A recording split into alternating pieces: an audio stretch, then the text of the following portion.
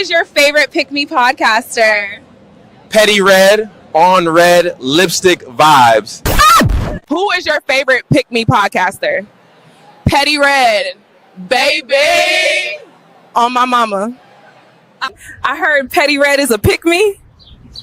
She ain't no pick me. She was raised by her daddy.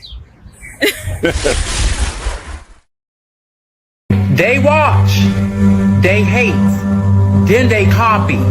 Yeah. It's deeper than the surface, deeper than the grind. I just wanna know what's on a real man's mind. Yo. I ain't trying to guess you, stress you, or finesse you. Petty Red just wanna bless you. See what's really in your mental. Not the armor or the mask that you wrestle, but that inner voice that whispers when it's gentle. Got my ears wide, heart open, no shade, so focused. No judgment in this room, you can express your pain. Tell me what it's like to carry all that weight. Be the rock, the leader, but still feel the strain. Talk to me, king, I ain't here to fix, just here to stop, soaking every bit. You ain't gotta rhyme it or keep it slick. I'm listening deep, I wanna hear what makes you tick. Blueprint to a man's thoughts starts by listening. Let him speak truth, no fear, no imprisoning. Open space, real talk, red just vibing here. Trying to know the heart that beats beneath the man's skin. Yeah, I just wanna know your mind. Every corner, every climb. You ain't gotta hide behind, just let it go, take your time. Tell me about your fears and flaws, your hopes and desires. Did your past teach you silence or teach you to clutch? What do you dream when the world ain't tough? What do you need when strong ain't enough? Where's the joy that you bury in the grind? What fears dance in the back of your mind? Who taught you love? Who taught you war? What's the wound you still trying to ignore? You ain't soft for expressing what's inside. That's king energy, that's real pride. Petty Red ain't scared of your tears or your cries. I'm here to witness, not just ride. Blueprint to a man's thoughts starts by listening, not by pushing, pressing, or conditioning. This space sacred, this bond glistening. Truth in your tone, I find strength in it. Yeah, I just wanna know your soul, not just what you control. This ain't no casual stroll. I'm here for the truth, yeah, the whole truth. No interruptions, no should have said. Just say it raw, say it how it's in your head. You ain't gotta bleed, just speak your mind. I hold the story, every word you said. So when you ready, I'm still here. A woman with ears that don't just hear. I build temples with your truth, cause knowing you, that's the proof. Blueprint to a man's thoughts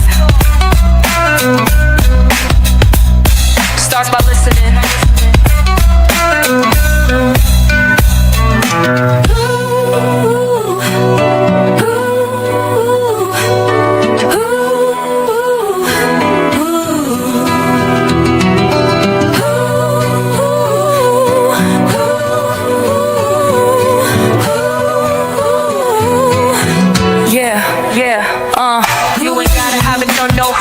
You ain't gotta hide behind, just let it go.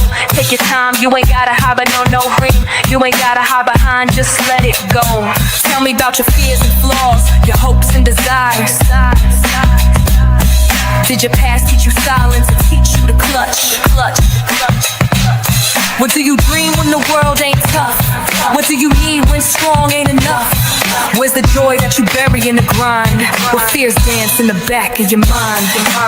Who taught you love? Who taught you war? What's the wound you still trying to ignore? You ain't soft for expressing what's inside. That's king energy, that's real pride. Yeah, I just wanna know your soul, not just what you control. This ain't no casual scroll. I'm here for the truth, yeah, the whole truth. No interruptions, no should have said. Just say it raw, say it how it's in your head. You ain't gotta bleed, just speak. Just speak.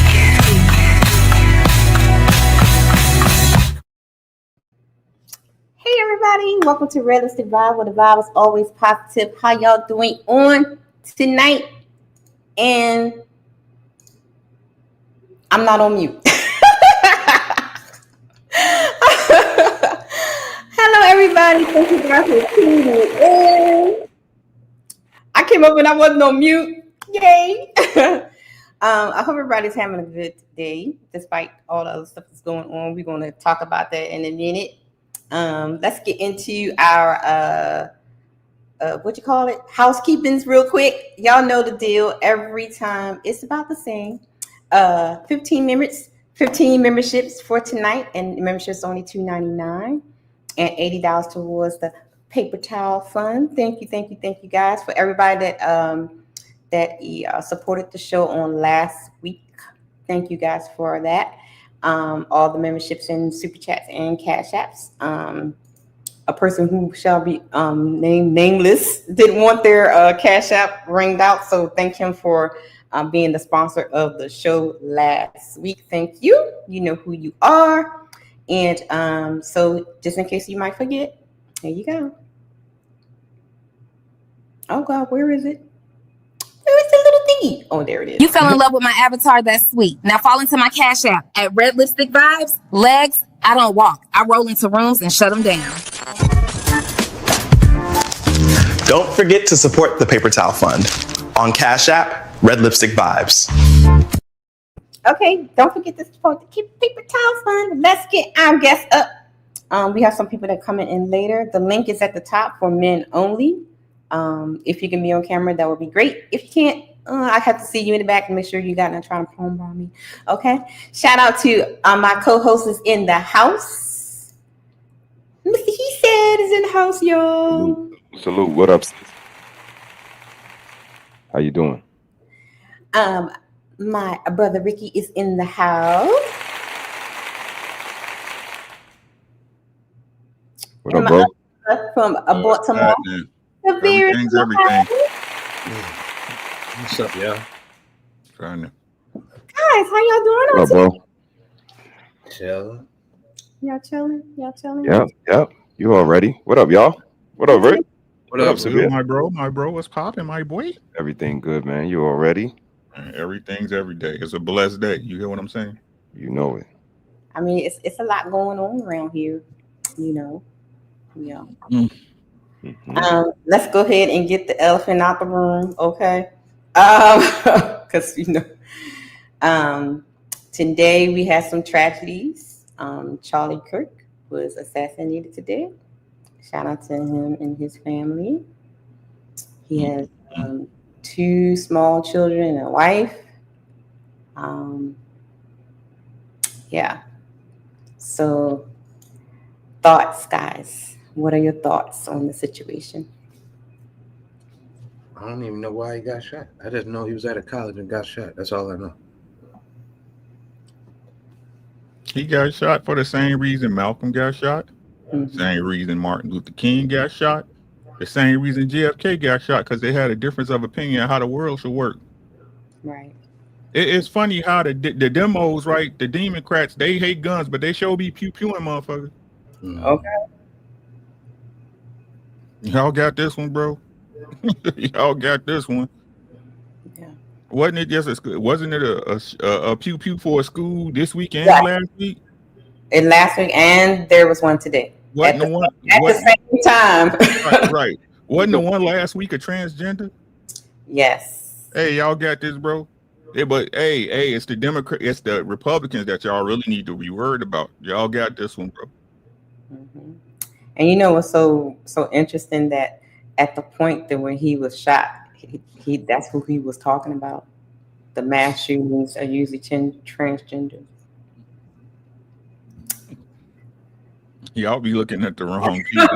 Looking at the wrong people. Y'all be looking at the wrong people. I'll be trying to tell you, most of them people don't care about you enough to put no effort into y'all. That's what y'all don't Hey man, y'all got it, bro. I'll just be talking, man. Y'all get it, bro.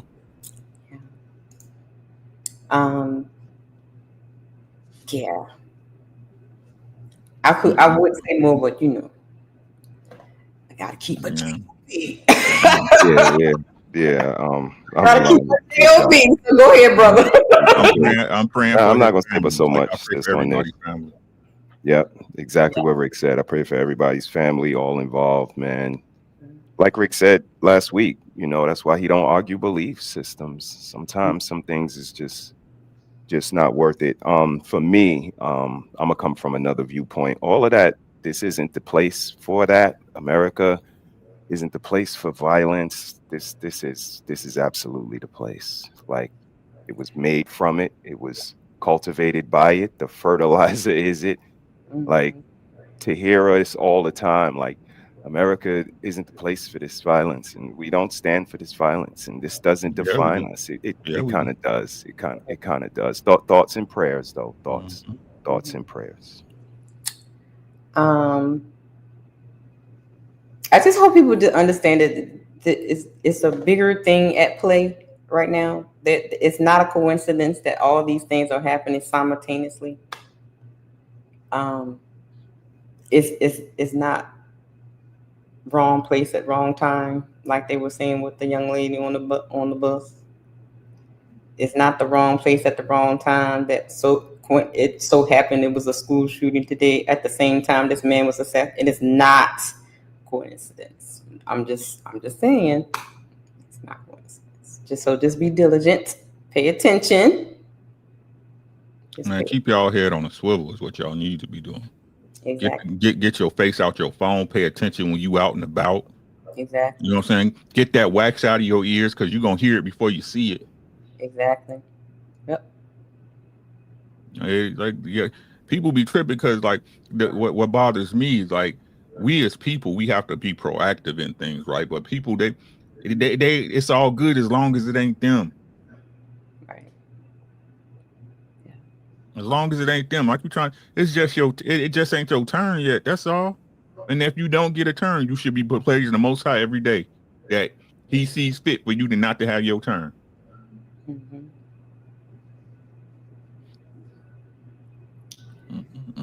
I mean, got babies.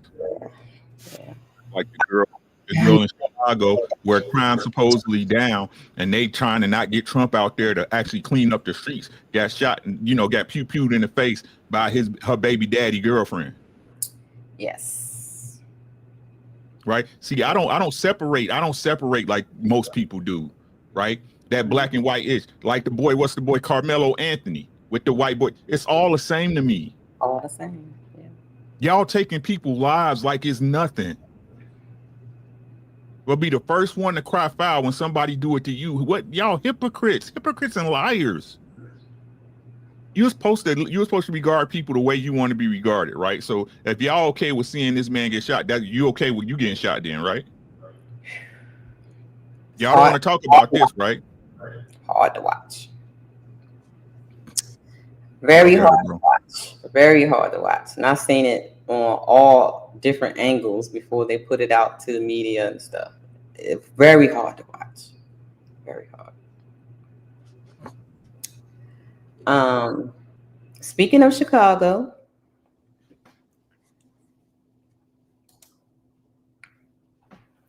Chicago gang member warns Trump not to send the National Guard.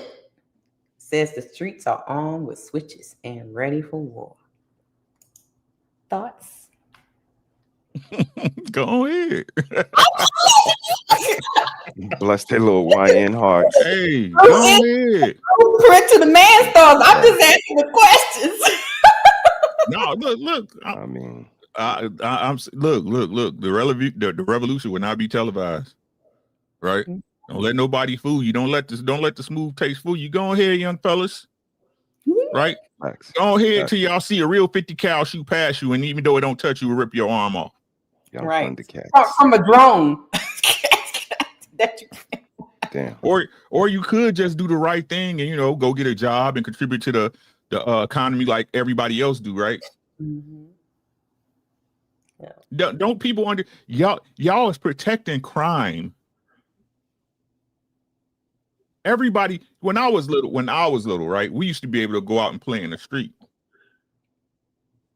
Right? Don't leave this front porch. Don't leave this porch, right? But we can at least sit out on our stoop. Yeah. Facts. Till the sun came up. Right? Y'all sitting up there. I'm so sick of people trying, like Chicago is this born again city, but everybody got a switch. Everybody in Chicago is carrying. Yeah. Because they know some crazy ish can happen. Mm-hmm. Chicago ain't no Chicago's no beacon of black hope. It's people getting shot and killed there every day. People getting robbed there every day. People getting taken advantage of every day. Mm-hmm. Y'all got it, bro. Y'all got it. This is why I stay home, bro. This is why I stay with my old lady. And I keep my circle small, bro. Because y'all don't make no sense, bro. Big facts. Y'all don't make no sense. There's no way I have my people around y'all, bro. I don't play like that. It's repping Trend. Like what's good, Trend? Trend, what's good? Yo, peace. What's up, Red? Hey, darling. This you see the places we go to, we the babies and shit. Like we hang around 70s, 60s, 70-year-olds. Like, you know what I'm saying? Like this, because it's different. But you know, it's a level of maturity that comes with being outside. And like you said, Rick, like the street light, all of these indicators we had. I was talking about the street last week. Like the sidewalk and the street is differentiated for a reason. Mm-hmm. And you know, once you become aware of that and mature enough to know where your lane is, that's why people say stay in your lane. Like you won't crash if you stay in your lane. So you know, salute to all of those, man. Good luck out there. It's a different world than where we come from. So I was about to say that's a different world. Yeah. Y'all got it, bro. Like I said, y'all, but y'all better not come over here. That's all I'm gonna tell y'all. Don't come over here. Rick say he ready. Let's go, Rick. I'm gonna keep it G with you. Don't come over here. I'm not gonna bother you. Don't come over here. Yeah. Severe Trend. Y'all have anything? We were just talking about the Kirk, Charlie Kirk situation, and the YN saying that Trump shouldn't bring the troops to Chicago because they got switches. It's gonna be a war if they bring the troops to Chicago. Y'all got anything on it? No.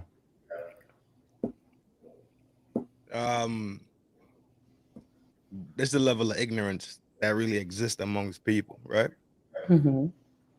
People train to be in the lay shit down business. These are trained people.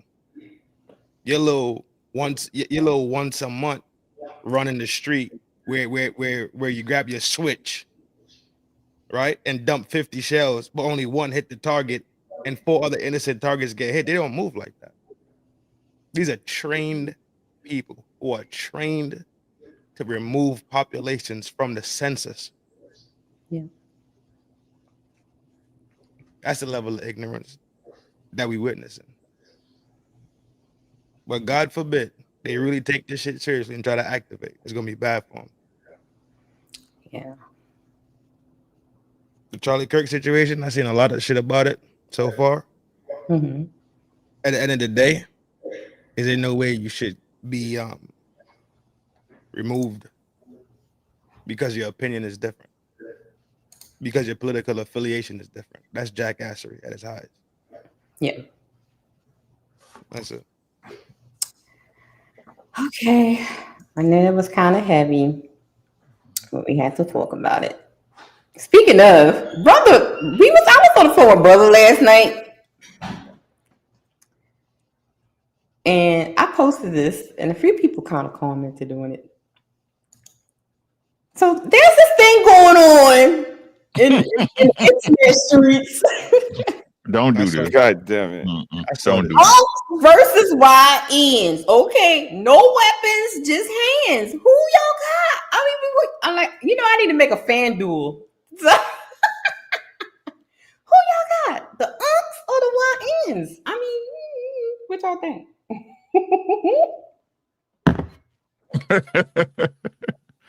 Come on now.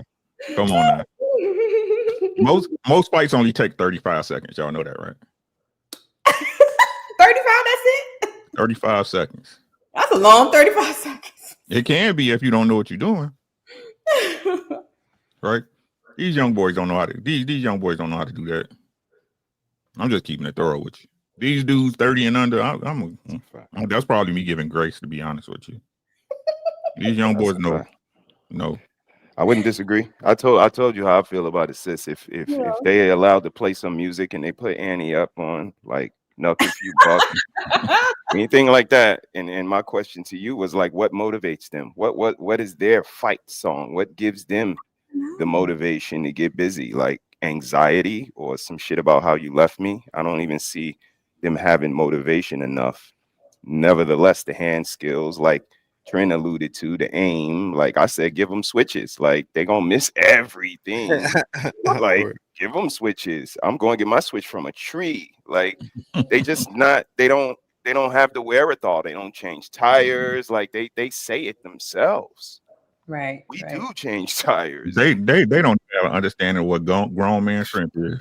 Man, When like somebody it's grab just a you and you can't get away. Can't- Right. That wrist grab is crazy. Oh, don't do that. I Don't do that to them young boys, man. Don't do that. I was trolling on the Tiki Taki, and you got all the young dudes talking about they will whip y'all. They can try. Everybody got to have a dream. Shit, I keep trying to tell y'all. Oh my! Everybody got to have a dream. Shit, the sun must shine on every dog ass someday. It just won't be that day. Oh my goodness, Samir, what you think? Unks or the YNs? Man, let me tell you something. There's two encounters that I seen which really tripped me out, and that's was one what got me wondering also. I was coming home from work one day, and this Lil YN tried to get in Unc face for real. I mean, really thinking he tough. Now check this out. He did just like this. Unc, I'll beat the shit out you. If you put your dukes up like this, like you back in the 40s, or fight like this, another dude put his dukes up like this. This is the way I'm seeing youngins fight. Or like this. Go ahead, man. Go ahead. Oh my goodness. Go ahead, little man. I shake the shit out of them little niggas. I don't even think they know how to hold a fist properly. Like if they do, yo, he was holding like this. He was like, put him up. Like again, it's just things we learn, right, Rick? That talk, like it's things we learned in the boxing gym. I seen a dude holding his thumb in like that before. Yeah, but break your whole thumb. Unbelievable. Good luck, young guys. Good luck. Put him up. Crazy, man. They got it, man. They got it. So can we say that they? So I know that, like, you know, when you guys were growing up, because I remember like my dad would, like, you know, box with my brothers and uncles and stuff, and you know, fight with them and stuff. So is that what's missing in the YN culture? There are no guys that's like teaching them how to fight, that they're just teaching them how to pick up switches. YN lack structure, period. Point blank, period. They have no what's the word, bro? They have no rituals. Right? Like the perfect example I like to use that's a big problem now is a bully, right? A bully was that's what it is. It's a rite of passage. When I was growing up, right? I had this one dude named Crunch. He was bigger than me to the 8th grade. Right? When I whooped him, I was the man. And that's what people don't understand, right? You get better fighting by fighting. You get better fighting by fighting. Practice makes perfect. Right? So, and that's what I don't play fight. There's no such You thing. see what I'm saying? If I'm to the point where I want to put hands on you, anything can happen to you, my boy. Yeah.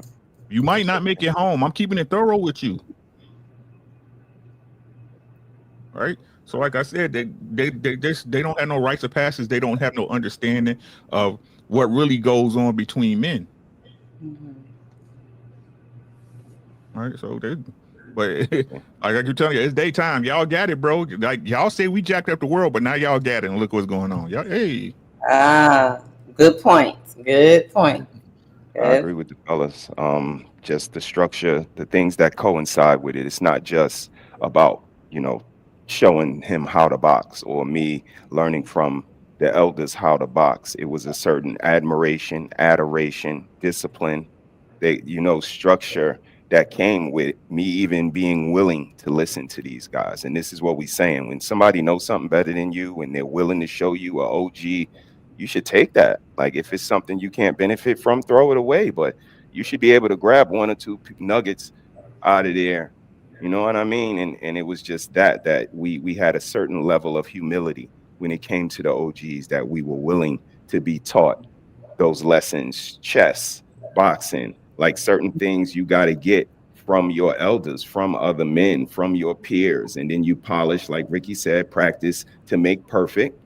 And then you go ahead and put those tools in your toolbox, but they just don't have the humility. The same thing I would say about the ladies. They think they're a little bit above what they actually are. It's a certain level of humility that's just missing. Like, you should find somebody that you can listen to instead of looking for reasons to disqualify everybody. But when you come from a pop the balloon kind of mindset, it's what they do. They just look for reasons to not adhere. Right. Yeah. Damn. Anybody else? Well, I have a clip, and my the guys that have real quick. Go ahead. My fault. No problem. The thing about fighting is, can you take a fist to the face? Ow! No, I can't. I'm too cute. That's the thing about fighting. People forget that you find something that can fight back. Okay. So to me, it's just that simple. Yeah. You feel like a fight's gonna be one-sided where you just give, right? Mm-hmm. Can you take an uppercut? Can you get an eye jammy and still roll on? Absolutely. These are all things we ask ourselves. Again, when we get into these altercations, these are questions that you should have already examined. But, ain't no better time than the present, so to speak. So like Rick said, you may be good today or on that day, but it's not this day. And all of these, this is where this mindset comes from, sis. It's different types of men in this world.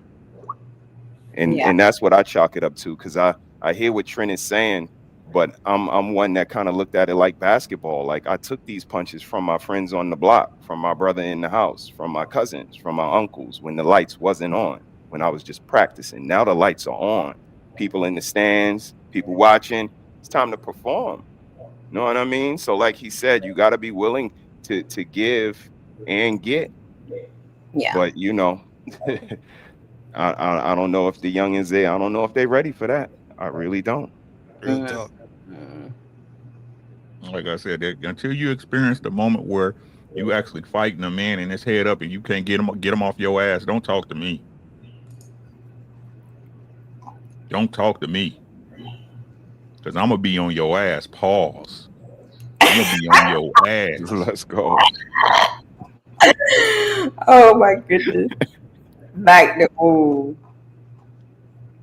But I know we have what Beans always say that he will get him and his cousins, his brothers. Yeah, his brothers and stuff. Yeah, I mean, they gonna like jump. said, it's different type of men. It's different type of men in this world. That's how I learned. That's how I came up, is getting jumped. That's why I just grabbed the one motherfucker I had beat with and beat the shit out of him. Ooh, good point. Okay.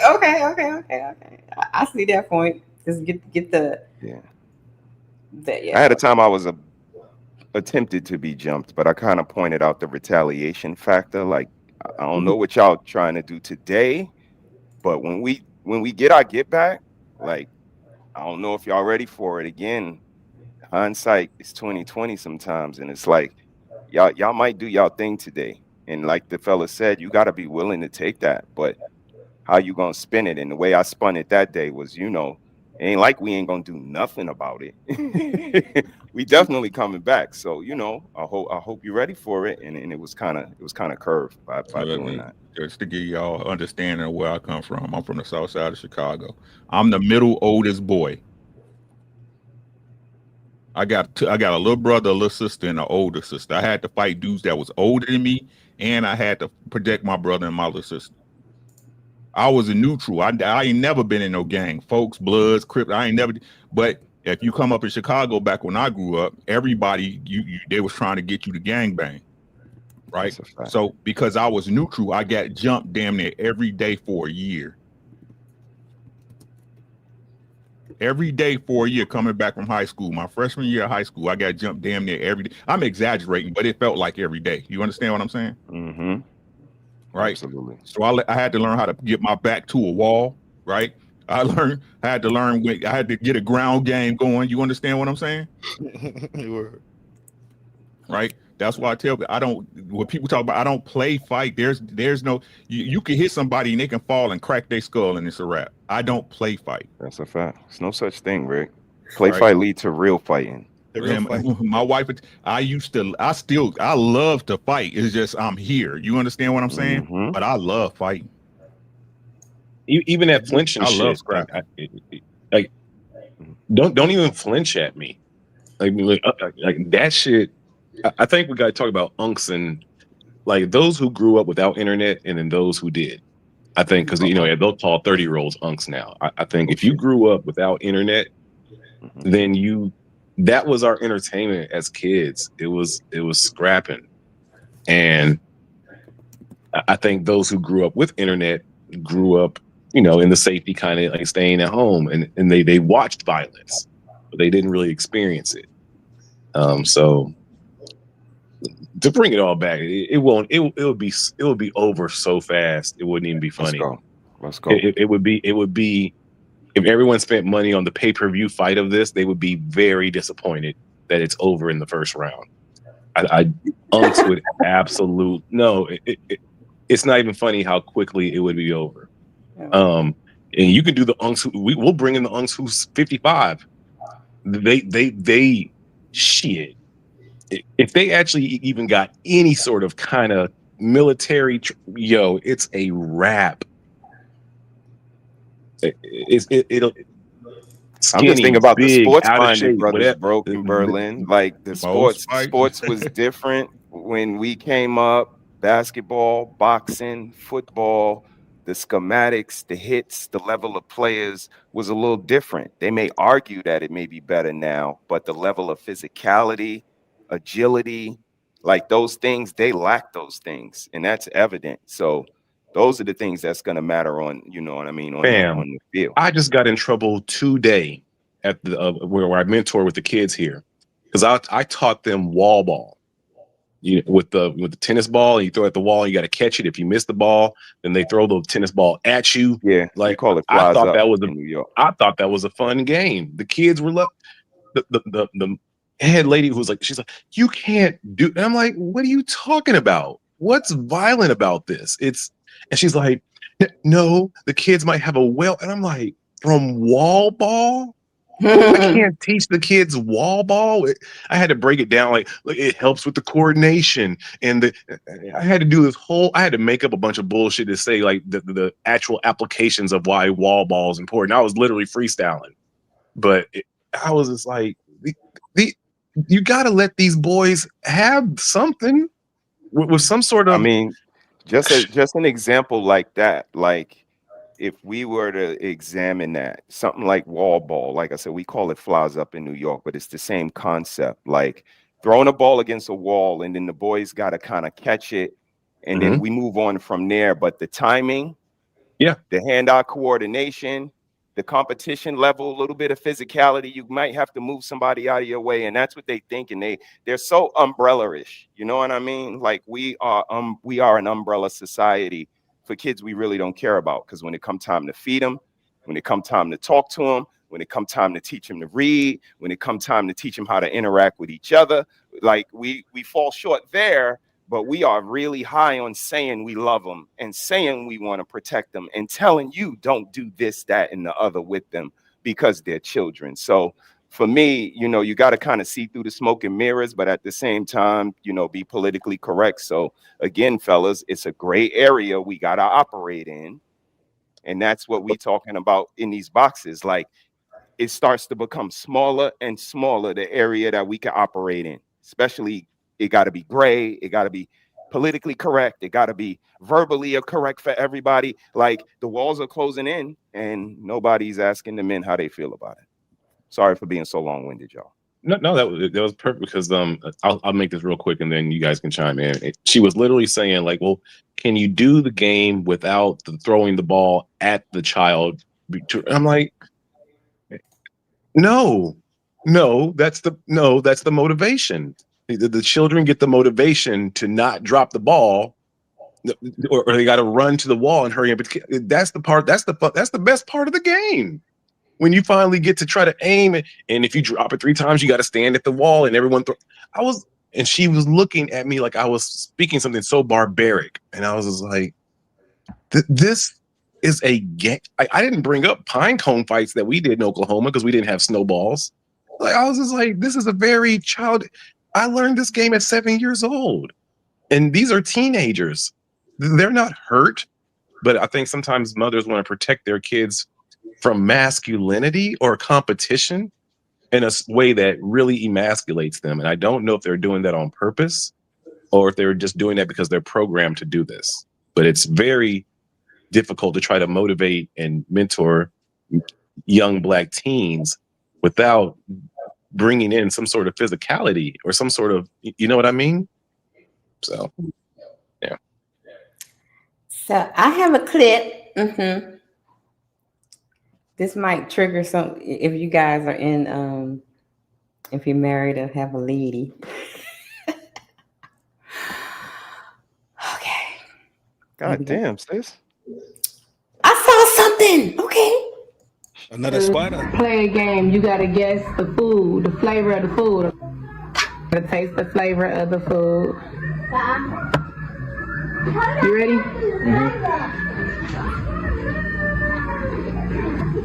Kind of good, like a pepper steak type. Okay. Pepper steak type vibe. Okay, say some more. Beef stew. Okay. All right, it's a big bite. Now look what I just fed you. What the fuck, dog?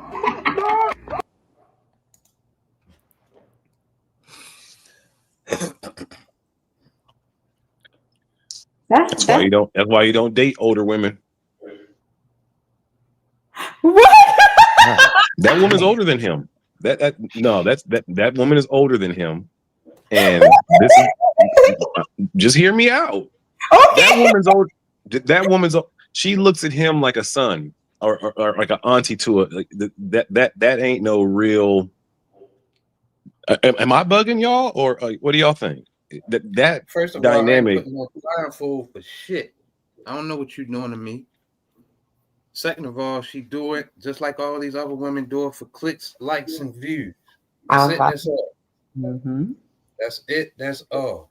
That is expensive. I mean, you see, she wasn't remorseful for it. She sat there lovingly and fed that man dog food for clicks, likes, and views.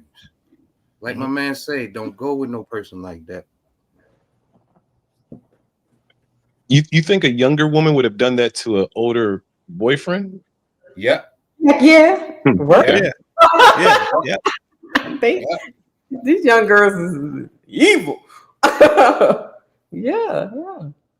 I seen a video where a woman put Nair in her boyfriend's dreads just before clicks, likes, and views.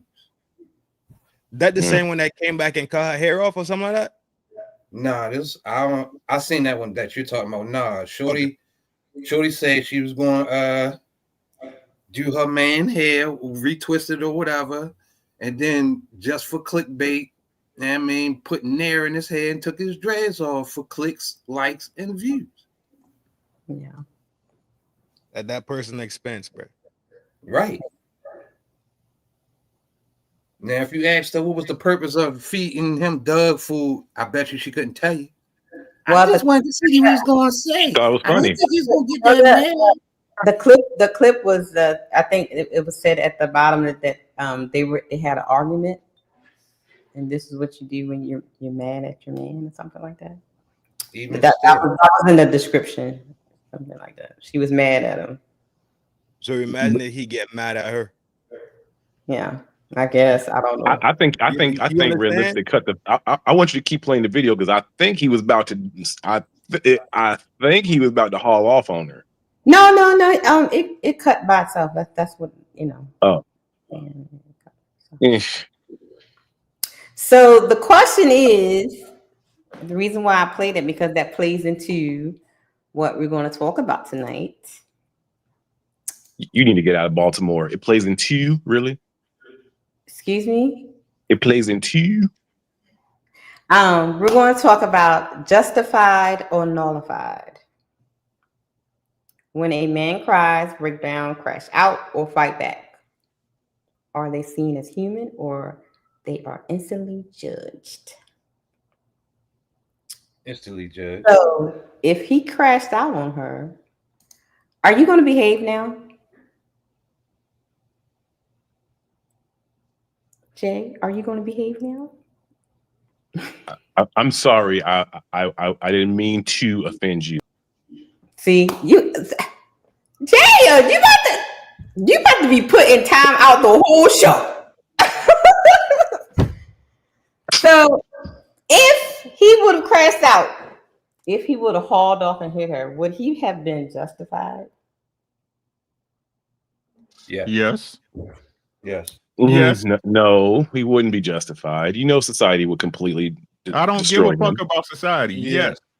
Yeah, I don't care what We're society. just talking about justified. Right. Okay. Yes, Now, he would be justified.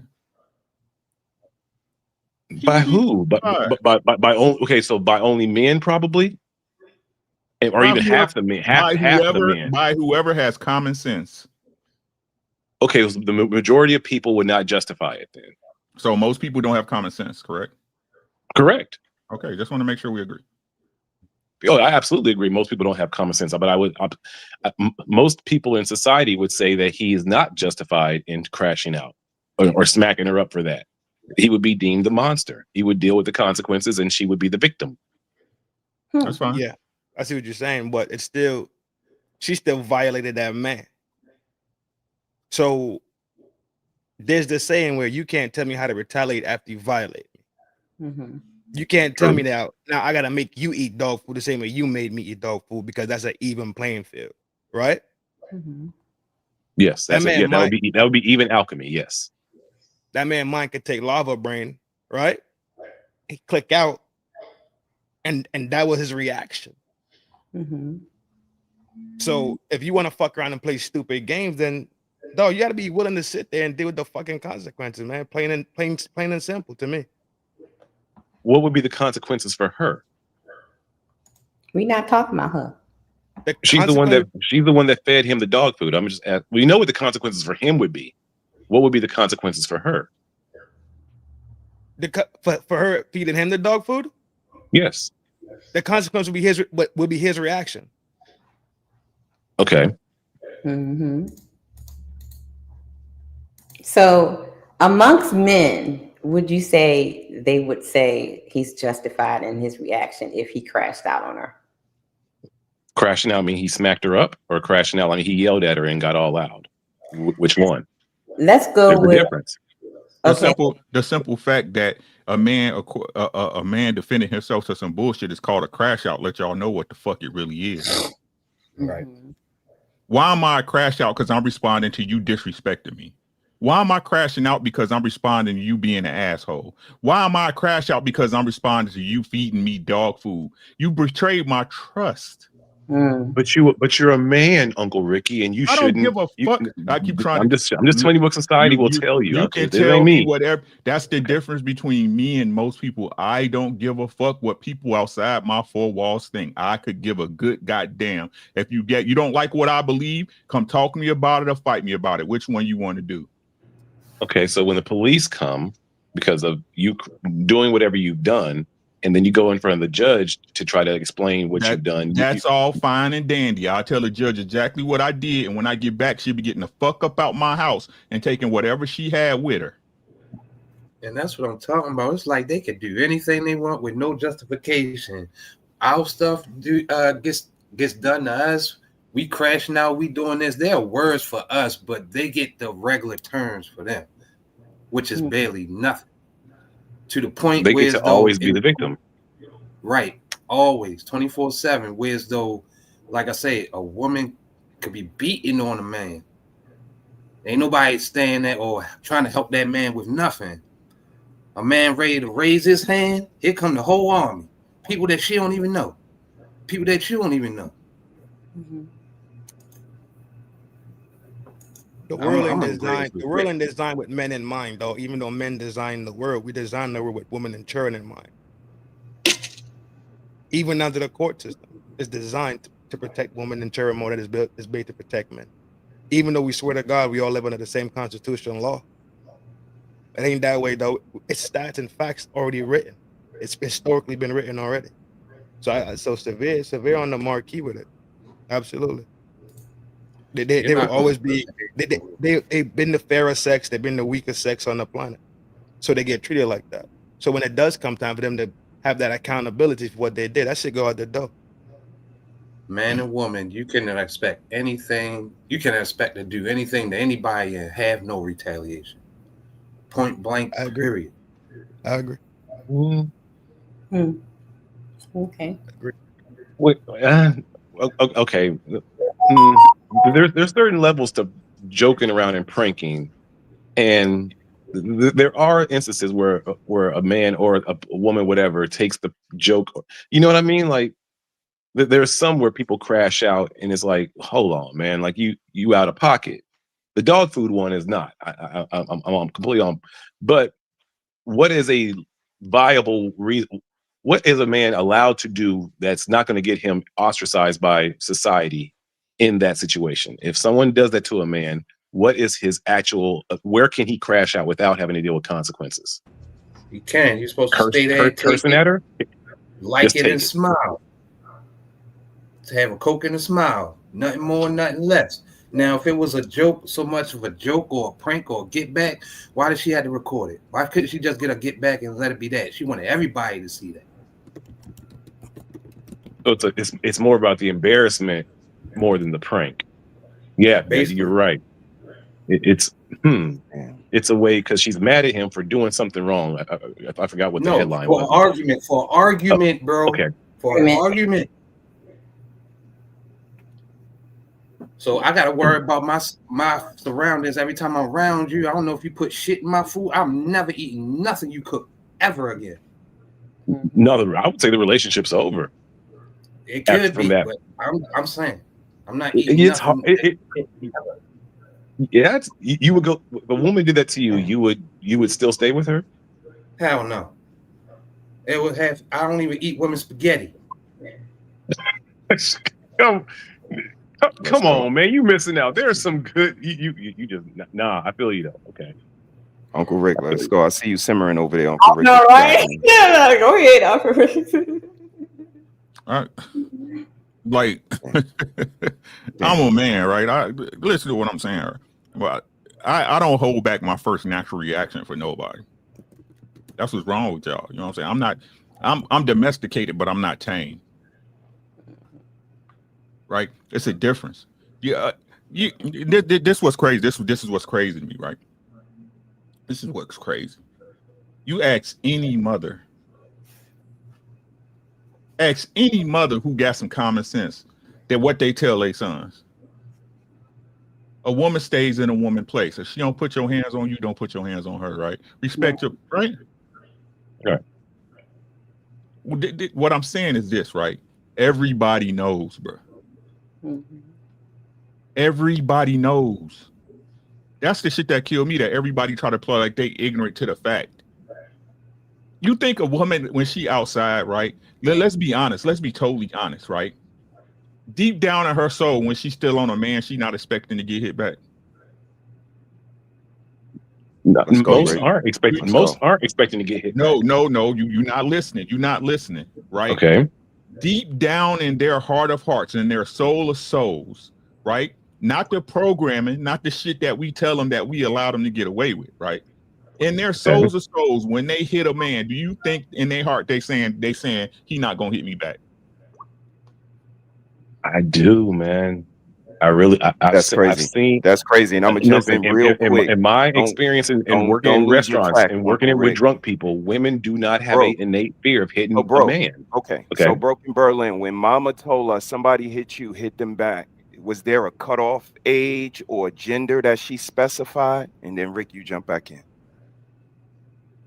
Yes, yes, there was. Mama didn't Mama tell everybody else Wait. on the panel. Stay right there. Trent, when Mama I'm about said to if answer somebody hit you, you hit them back. Did she specify gender or anything? Yes. No, Yes. bro, Many Trent. mothers said unless it's a girl. Yes. Okay. Trent, how about you? Nah. My people, Severe? Oh, yeah, you my go ahead, people Trent. peaceful. Now my people are more peaceful than me. You feel me? I'm more the rough ones out the family. But Okay. at the end of the day, they didn't want me to be no punk though. You smell me? Okay. So Severe? Man, woman, infant, child, toddler, ant, animal, species, whatever touches you, you go to war. There's no gender for somebody. No, that's not how this works, bruh. I mean, we are humans. I don't care. I call mine's up right now. She told me, I don't care who they is, man, woman, like I said, girl. Oh nah. Oh yeah, you get these hands. And then you find out later. You ain't gonna do it twice. I got you. Man or woman. Appreciate you. Appreciate you. Uncle Rick? My mama said she don't care who. If they lay hands on you in the back, I don't give a fuck who it is. Plain and simple. Girl, boy, baby. If a dog punch me, I'm punching his ass back. Anybody I don't understand this. I don't understand what people don't get about this. But hey, you got it, bro. No, some people were raised different. I was I was told if a girl hits you, you don't hit her back. That's why I Because don't argue. again, I got you. That's why I said, bro, I don't argue belief systems. That's your belief system. You got it. no, it's not my belief system. I'm just letting you know what I was taught. It's not why my belief system. Okay. So why you arguing it? I'm not arguing it. I'm just giving he asked me the question of what I was taught, and I answered the question. I'm not arguing it. I got you. So your belief system changed over time, but sis got something she want to say. Absolutely, it changed over time as I started to work in restaurants and bars my entire life and seeing how women, when they were drunk, start to really attack men. And I had to break up fights and get women out of the restaurants. It changed because I realized that you can't speak to drunk women and get them to do so. You have to be physical, at least grab them and get them out. Okay. So my belief system had to change. Copy. Appreciate that, bro. Sis? Yes, thank you. Somebody in the back, Gordon Gartrell. Okay, Gordon Gartrell. Can you show us? That might be us. That sounds like a name he would use, but we still got to see him just for the record. Can you wave just real quick, Gordon Gartrell? That sounds like a name us would use though. And he's on mute, so I don't know. If a female friend or a female friend of your son, a red lipstick, did that to him as a prank, what would you tell him to do? Guys. Say what? Don't ask me that question. I did. What would you tell your son to do if some girl who was a friend with did that and pranked and put it on the internet and did that? What would you tell him to do? Take that same can and stuff it down her throat. And then what would be the consequences of him doing that? We worry about that when we get to he'll cross that bridge when he come to it. Like that's sometimes that's gonna be the answer at the end of the day, bro. Only because my answer was gonna be, I play this clip on my show from Tommy Sotomayor, and he says, kind of peep the way our women celebrate when they get you upset. Like it's kind of something they champion. Like you big mad. Like they don't back down. They don't recourse. There's no higher road. There's no de-escalation. Like it's not just on our side. Like it's on their side as well. When they know you big mad, they double down. You ever tell them to leave somewhere? They not leaving. Like these things, all of these things are they play into a bigger picture. And I'll land my plane with this. Like, it's not about the hitting and hitting back or the equality in humanity. It's about the recognition that everything she did that you keep pointing out broke, that, do you know the consequences because you're a man? He knew I was a man before she did all the stuff she did. Like, I was a man before she hit me. I was a man when she was all up in my face. I was a man when she put dog food in front of me. So after I react, don't point out that I'm a man now, because she knew. And we tend to focus on the effect and not the cause. Again, like, how do we get here? We always focus on, like, we're here now. But how do we get here? And it's that lack of wanting to acknowledge that, or maybe place blame where it might be, because that's such a harsh word that might be something hard to handle. What do you think, bro? And then, sis, you got it. You're 100% correct, but I'm just saying that in most cases in society, society never cares or wants to analyze what triggered the man into making that mistake in the first place. There's so many times where men were minding their own business and a woman did something that was completely out of pocket, and then he retaliates, and then he's like, wait a minute, she did this, and nobody cares. The police didn't care, the crowd of men who were around him didn't care, and as they jumped him, you're squinting your face, Uncle Rick, like this doesn't happen. It wasn't you. It was the comment. Yeah, it was the comment. Okay, my fault. I will address you directly, sir. Believe you me. Yeah, it was this comment. Right here. Yeah. So again, it's duly noted, Rade. It's happened since the 80s and the 90s, early 2000s, even today. When men retaliate, nobody cares about they care about the effect. They don't care about the cause, tribe. Even when that man is shouting to the world about the cause, hey, she did this. Hey, she did this to me. Hey, nobody cares. He's yelling it to deaf ears, and the men don't hold him up and help him. The women don't help him, and the court systems don't help him. So I think it just makes logical sense to, if you're a man, you gotta understand that you got this system built against you. And yes, your masculinity, your manhood, you are a human being, but you gotta look at the bigger picture, especially if you have children. Because if you have children and you crash out and then you go to jail, but then what happens after that? I don't think that in our community, we're foresighted enough to realize, like, yo, I may have to be a bitch in this moment to either get back in a different way, or to not deal with the consequences of what's going to happen if I be a man and do something to this woman who disrespected me. Does that make sense? Yeah, it does. Absolutely. I got you. But everyone's completely right. Everybody, everybody definitely. Y'all all correct, right? You know. But what happens if? Never mind. We'll get to that in a minute. Okay. But what do you want your son to do, Pretty Red? If that happens to him, she said already. He answered. Okay, so again, so now what will be the consequence of that? You said we'll figure that out when he gets there. Okay, now we're there. Mm-hmm. His consequences are he's in jail. His consequences are he's locked up, and she going to jail too. And then what? Is that? Do you think that's the right way to actually teach your son? So here's the thing. Okay, this is the question I was about to ask you guys. Since we're here. What happens? So my question is why? I think I already know the answer, but why do you think men do not get grace for that spur of the moment, emotional moment that I just lost it for that brief moment? All logic went out the door because I just broke. Why men don't get no grace for that, but women do? You want the truth? Yes, because you know I do. I'll tell you why. Because we better than y'all. That's why. Because we're better than y'all. Y'all expect us to be better than y'all. Mm-hmm. Y'all have expectations for us that y'all don't have for yourselves as women. Okay. And It's, society and men as well, based on the answer. I'm about to say in society, Right. because like we're going to review some cases. This is why I brought this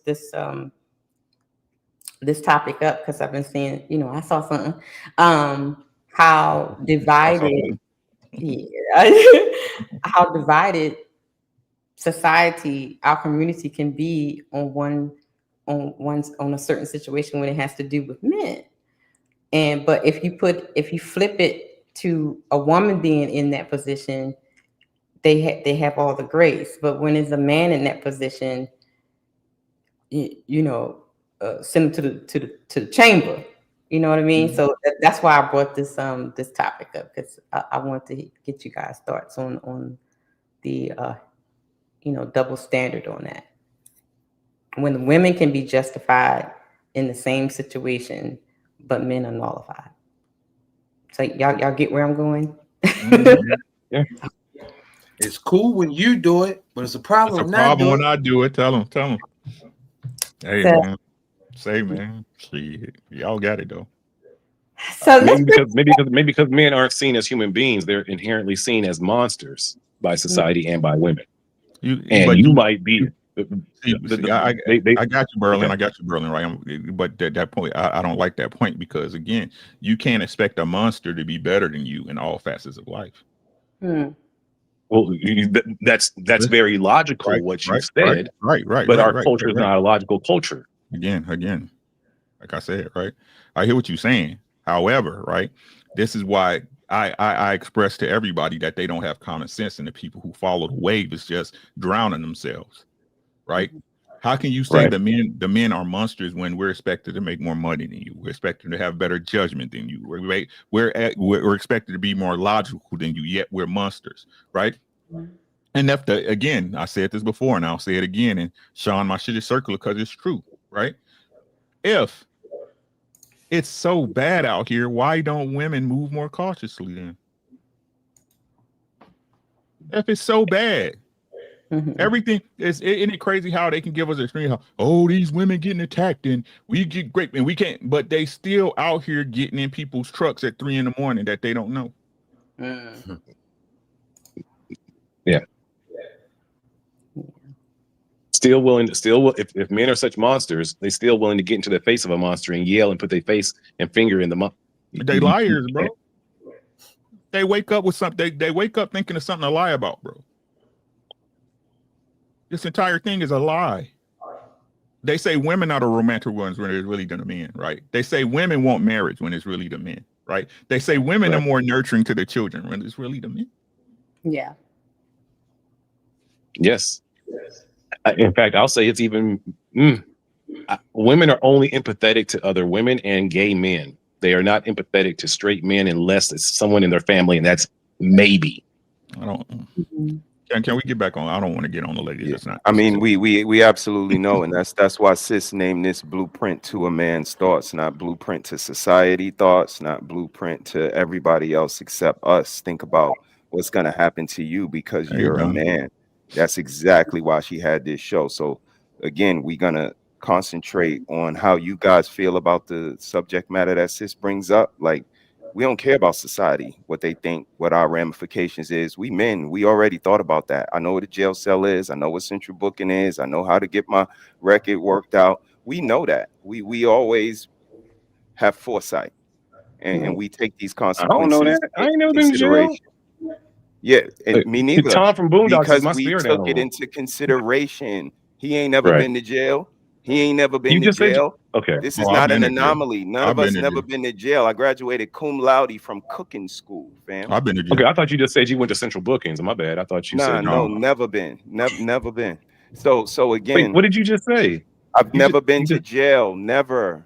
That's not. No, I've never been. The sentence right before that, you didn't say you've been to Central Bookings. You didn't just say that. No. Okay. I didn't say that. Okay. I didn't say that.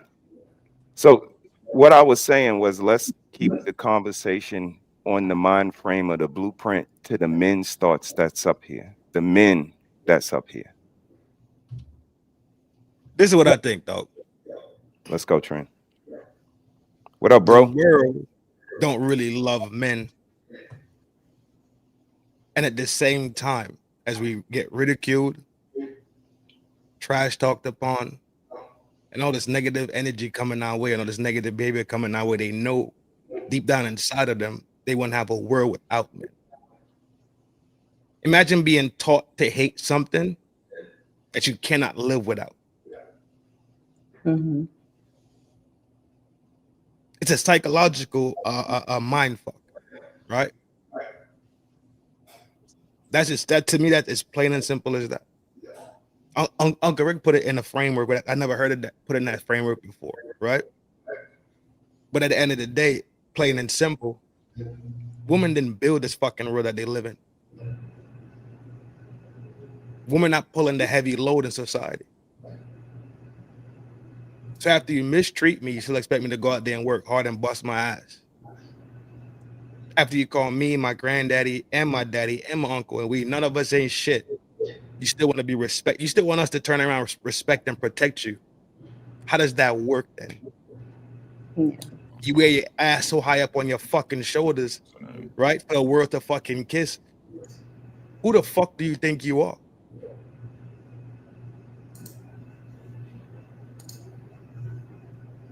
We grew up knowing this shit. We grew up knowing this shit. From small boys to grown men, and we see it spin cycle after cycle after cycle after cycle. We know there's an underlying hate for us. We know this. All right, let's welcome Hoss to the panel. Salute, home. Salute, bro. Just a reminder, you guys, we have a goal for the Cash Apps. AOS was the Cash Apps and 15 memberships. And I think I just got all the memberships. You fell in love with my avatar, that's sweet. Now fall into my Cash App at Red Lipstick Vibes. Legs, I don't walk. I roll into rooms and shut them down. Don't forget to support the Paper Towel Fund on Cash App, Red Lipstick Vibes. All right, I have a clip. So we're about to talk about one situation where you have some people who's kind of divided. And it's about a young man who's about to be put on child support. Here we go. I'm gonna need all my shit too whenever you drop my son off with my mom. Okay. And don't think none of this shit sweet. I'm dead ass. So we done? Yeah. And your child support, all that shit. You wanna put me on child support, all that. And while you recording me, I want this video recording to get me clear as day. And I'm in my right mind. I will kill you. And my son, anybody, since you put me on child support. Don't come near me. Okay. And y'all will have y'all money and shit. Okay. Bye. You don't give a fuck. All you do is fuck other men. Bro, can I go food? Yes. Go have fun with your other men.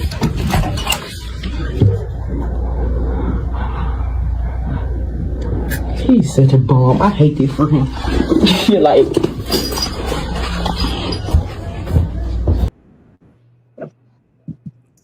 All right. Justified or nullified? What you guys think? Justified.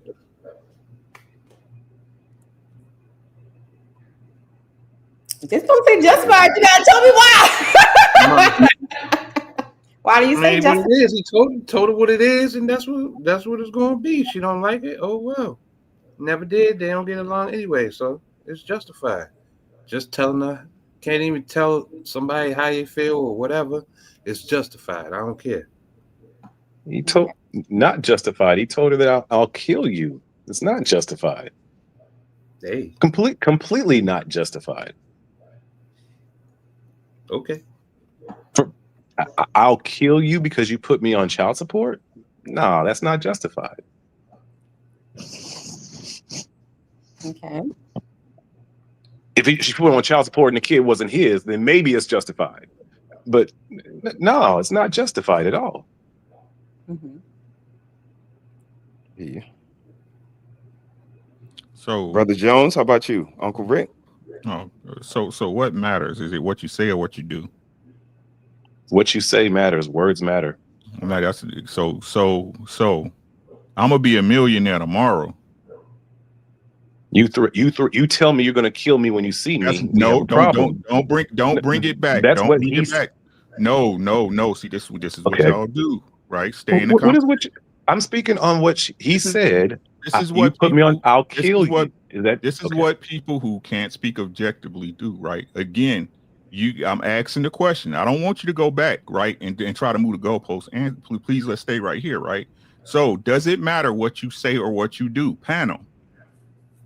It matters what you say, and it matters what you do. Both matter. Which is more important, panel? What you do. Say What or you what do you is do? more important. What you What do. you do is more important. Right. They say actions speak louder than words, right? Correct. Yes, Right. but words still. Okay. Yes, actions speak Correct. louder than words. Correct. Right. Okay. So again, what I'm expressing to you guys is this: if you can control what that man can say, then you can control what the next person says, and you can control what the next person says. I'm not saying the threat is good. I'm not saying that. I'm saying, does he have the right to say what he want to say? Yes. You have the right. You have the right to tell someone, "I'll kill you next time." Yes, that's not a right, sir. You go to jail for that. You go to jail for that. Actually, you don't. Actually, bro, it's that's a conditional threat. So the threat came with a condition. If you do this, then I do this. Even listen to what I'm saying. Did you hear that part of it? I'm listening. I'm listening. Oh, okay. Listen to, I'm sorry. listen to what I'm saying, right? Mm-hmm. What I'm trying to explain, guys, is that and again, this is a trick that you fall in because it's society, right? You are free to say whatever you want to say. Whatever you want to say is what you do afterwards that matters. Mm-hmm. Right? So hold on, right? You said right. So I thought that meant you were asking if you were right. My bad. Go ahead. This rolls to exactly what went on with the man today. He is free to say whatever he want to say. He is free to say whatever he wants to say. It's that thinking that got him pew today. You can't say that. Your thoughts can't be that. Your thoughts can't be different. You can't say what you want to say. It's what you do that matters.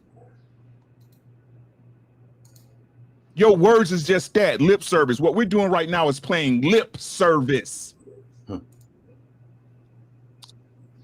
I can tell y'all this shit all day. I can tell y'all, oh, Uncle Rick that, and I love my wife. But if y'all came here and saw I beat my wife and threw her in the basement and had 12 bitches in the house, y'all be like, Uncle Rick ain't shit. But you love your wife. Thank you. You see what I'm saying? It's not what you say, it's what the fuck you do, which solidifies. That's can she not get a restraining order on him because of what he said? It's a question, yes or no. I don't think so. I don't think she could. I don't think she could. Again, I think it's a conditional threat, broke. Maybe we need to play the clip again. He's going to kill her, or he didn't say he's going to delete her the next time he sees her. He said, if you put me on child support, I'm going to kill you. That is correct. So if again, you're putting me, she's already in the process of putting him on child support. She's already started the process. He's saying, if you're okay, you go ahead. No, you go ahead. You go ahead. She's already started the process, or we can play the clip again. She's already started the process of child support. He's saying, if you're putting me on child support, I will kill you. That is a threat. That is a reason for her to get a restraining order. That is a reason for her to even withhold him seeing the children. This is what happens a lot of times when men say certain things after a breakup happens, and then all of a sudden they lose their fatherhood. I have to coach men about when they have a breakup with women, not to say shit like that emotionally, because it does end up destroying their fatherhood rights in the big picture. So okay, what I have the video. We're gonna let's look at it one more time, okay? Okay. I'm gonna need all my shit too whenever you drop my sign off of my mom. Okay. Okay, so if you read down, it says, it looks like she said I have a U-Haul, restraining order, full custody. This is not a drill. So it looks like she already has, looks like she's leaving him or something, and she has full custody, and so she's probably going after child support now that she has full custody. Mm-hmm. And she already has a restraining order. Right, it looks like she has a restraining order already. Yeah, don't think none of this shit sweet. I'm dead ass. I'm dead ass. So we done? Yeah. And your child support, all that shit. You want to put me on child support, all that. And while you recording me, I want this video recording to get me clear as day. And I'm in my right mind. I will kill you and my son, anybody, since you put me on child support.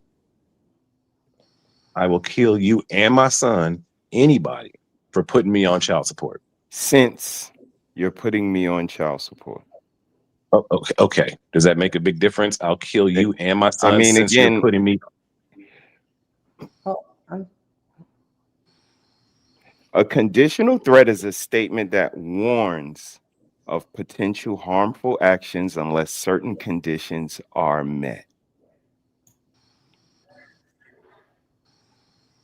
So I'm not saying he shouldn't go to jail if he doesn't. She can't get a restraining order if she goes down there, or threats are not liable for prosecution or consideration. I'm saying there's a condition. There's a way that it can be avoided. Whether or not you choose to take that step,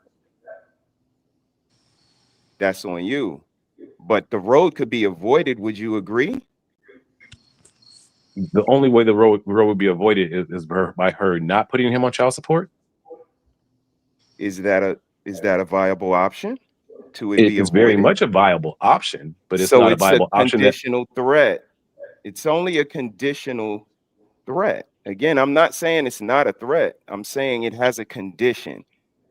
And in order for the conditions already happened, the condition has to be met. No, it's not, because it has to be.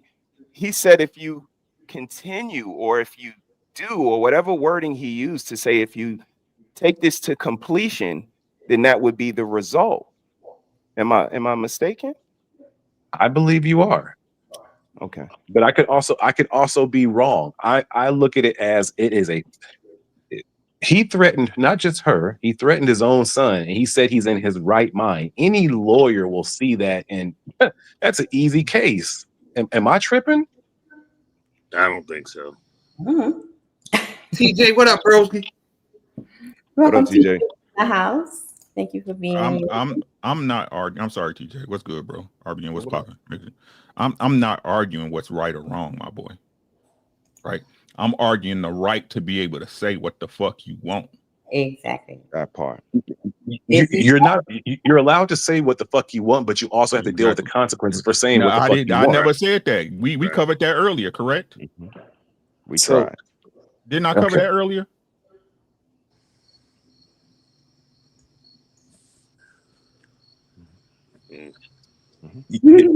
So if a man threatens, a man, you got a niece, and she's trying to get away from, she's got the restraining order, she's trying to break up, she's got the U-Haul, and she has the son, and the baby father comes to your niece or whatever and says this, you not gonna feel some type of way? It don't matter how I feel, he's gonna do something. Is he gonna do something? Eventually he might, yes. There you go. How do we know he might. He said he's in his right mind. He might. He said he's in his right. Stop moving the goalpost, my boy. Stop doing that. I'm not doing that. Uncle Rick, I'm not moving the goalpost at all. I'm right here on the topic. I'm not moving the goalpost. I'm analyzing exactly what he said. He said he's in his right mind when he said this, and he said, "I will kill you and my son." Yep, and like I said, okay. We only address it once he does it. Yes. Yes. No, you gotta no. You check that before he does it, before she's murdered or before he kills the son. He's already made the threat. Am I tripping here? Is anyone? But did the act get carried out? You are. Hello, everybody. You can say what you want to anybody, as long as you don't put your hands on them or carry out the act. What's going on? What makes you got? We acknowledge it's a threat. We acknowledge it's a threat all day, but me saying I'm going to delete you right now. I got witnesses here that heard me say it. Yes, I'm not carrying I out have. that. I have the right to kill you now because you've given me that threat.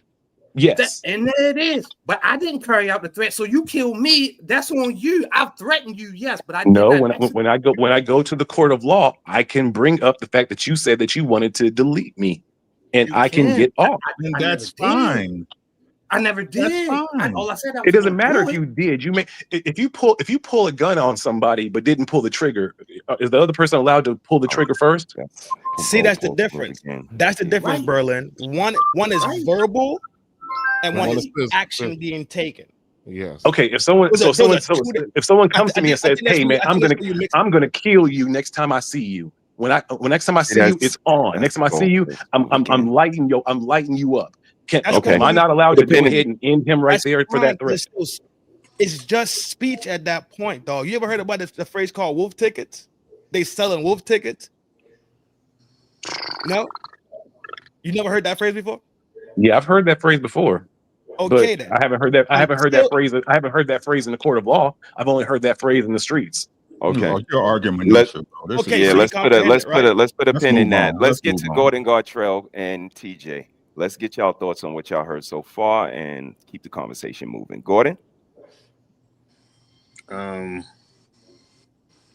me personally, I feel like if you threaten me and I have the inclination that your threat is real, then hey, I have no choice but to fuck that. No, because you made the threat. So if something was to happen to me or my son, then whatever you do, it's premeditated murder, right? Because you said it, right? So I'm not gonna take the fucking chance of you waking up tomorrow like, you know what? This bitch put me on child support. I'm just gonna go kill her and my son. Like, no. And like, if you walk on a fucking plane right now and say, if my plane is late, I'm gonna blow this fucking plane up. Guess what? They're gonna lock your ass up. That's not the Because argument. That's not the argument, guys. No, but he made a threat against her life. So whatever she does to follow that, Does he understood? Does he have the right to say it? yes, he has the right to say what he wants. Thank you. And conversely, I have the right to protect me and my son, don't I? Correct. No, correct. But no one's arguing consequence. This is what Broken Berlin did, right? Moving the shit down the line. Yeah, there's gonna be consequences. Yeah, he might do it, he might not, but he has the right to say what the fuck he wants to say. The same way you got the same right to say what the fuck you want to say. So what do you mean the right? How does he have the right to say it if he has to deal with the consequences? How does he have the right to say? Because you do. No. What do you mean the right? Maybe you don't have the right to say things if you have to deal with the consequence of it. That means he doesn't have the right to say it. That was dumb what you just said. That was dumb. What is he talking about? One mic, everybody. Very logical, not dumb. But you can go ahead and you can ostracize and say whatever you want to say. It's not ostracizing. It was. You dumb. can keep saying it's dumb. Okay, then fine, whatever. Then fine. I will complete this dumb comment that you keep trying to say. It is not dumb. You do not have the right to say whatever you want to say if you have to deal with consequences for what you said. Yes, what do you mean you have the right? What right are you speaking about? What are you talking about? The First Amendment, son. You can say what you want to say. Can I go? Yeah, you can. You can. And get in there, man. Get in there, TJ. Can I go? Pause. So he's trying to conflate the right with consequences, and we all can see that. You have the absolute right. Broken Berlin, I got the absolute right to tell you that I'm gonna bust you in your fucking mouth in 5 seconds, and I have every right to deal with the consequences of me telling you that. Just because the consequences. Do you have the right to tell me you want to kill me? Yes, just because the consequences are. Then I can call the police. Okay. Go ahead. If the consequences are negative to me, so be it. It does not negate the right that I have a right to say it. Free speech. That's just because I threaten the POTUS. Just because I may threaten POTUS doesn't mean I don't have a right to threaten POTUS. Now, there's a consequence to me threatening POTUS, but it doesn't negate the fact that I have the right to verbally threaten POTUS. Even though, for the record, FBI and YouTube snitches, I'm not threatening POTUS. Right. I'm just using it as an example. Because if you threaten POTUS, if you don't believe me, what's going to happen? Ask Ted Nugent when he threatened POTUS. What happened 5 hours later? The knock on the door he got when he threatened POTUS. You can threaten somebody even if there's a consequences for the threatening. I can threaten to blow up the police station. Guess what's going to happen if I threaten to blow up the police station? Them suckers are coming to kick my damn dough in. Yeah.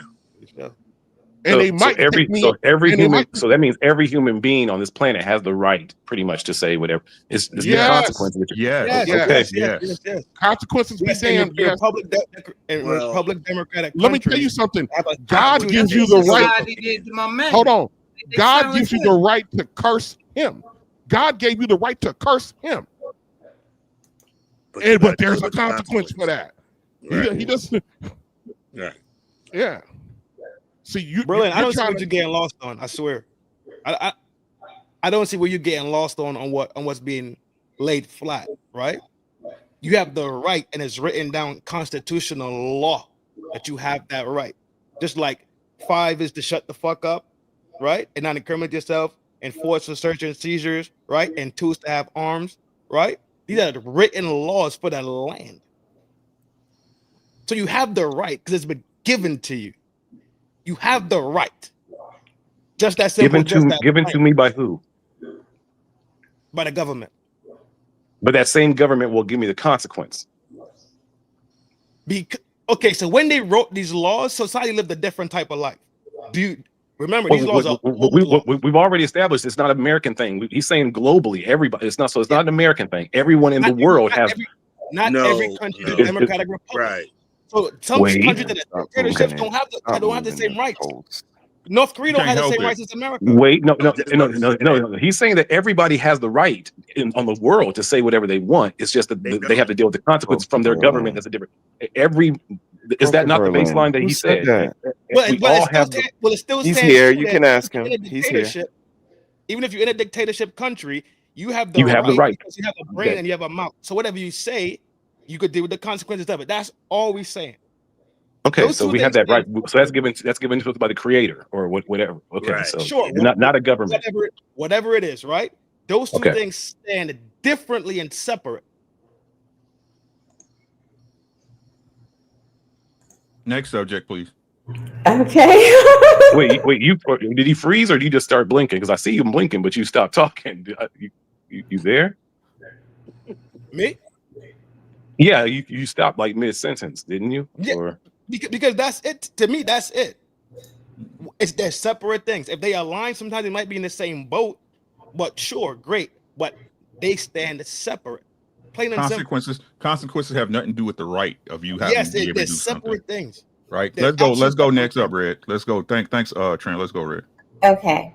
So here's the next situation. Baby mom. Did that shit went full circle to y'all? That conversation went full circle. Y'all just because that shit did not make sense. But that shit went full circle to y'all.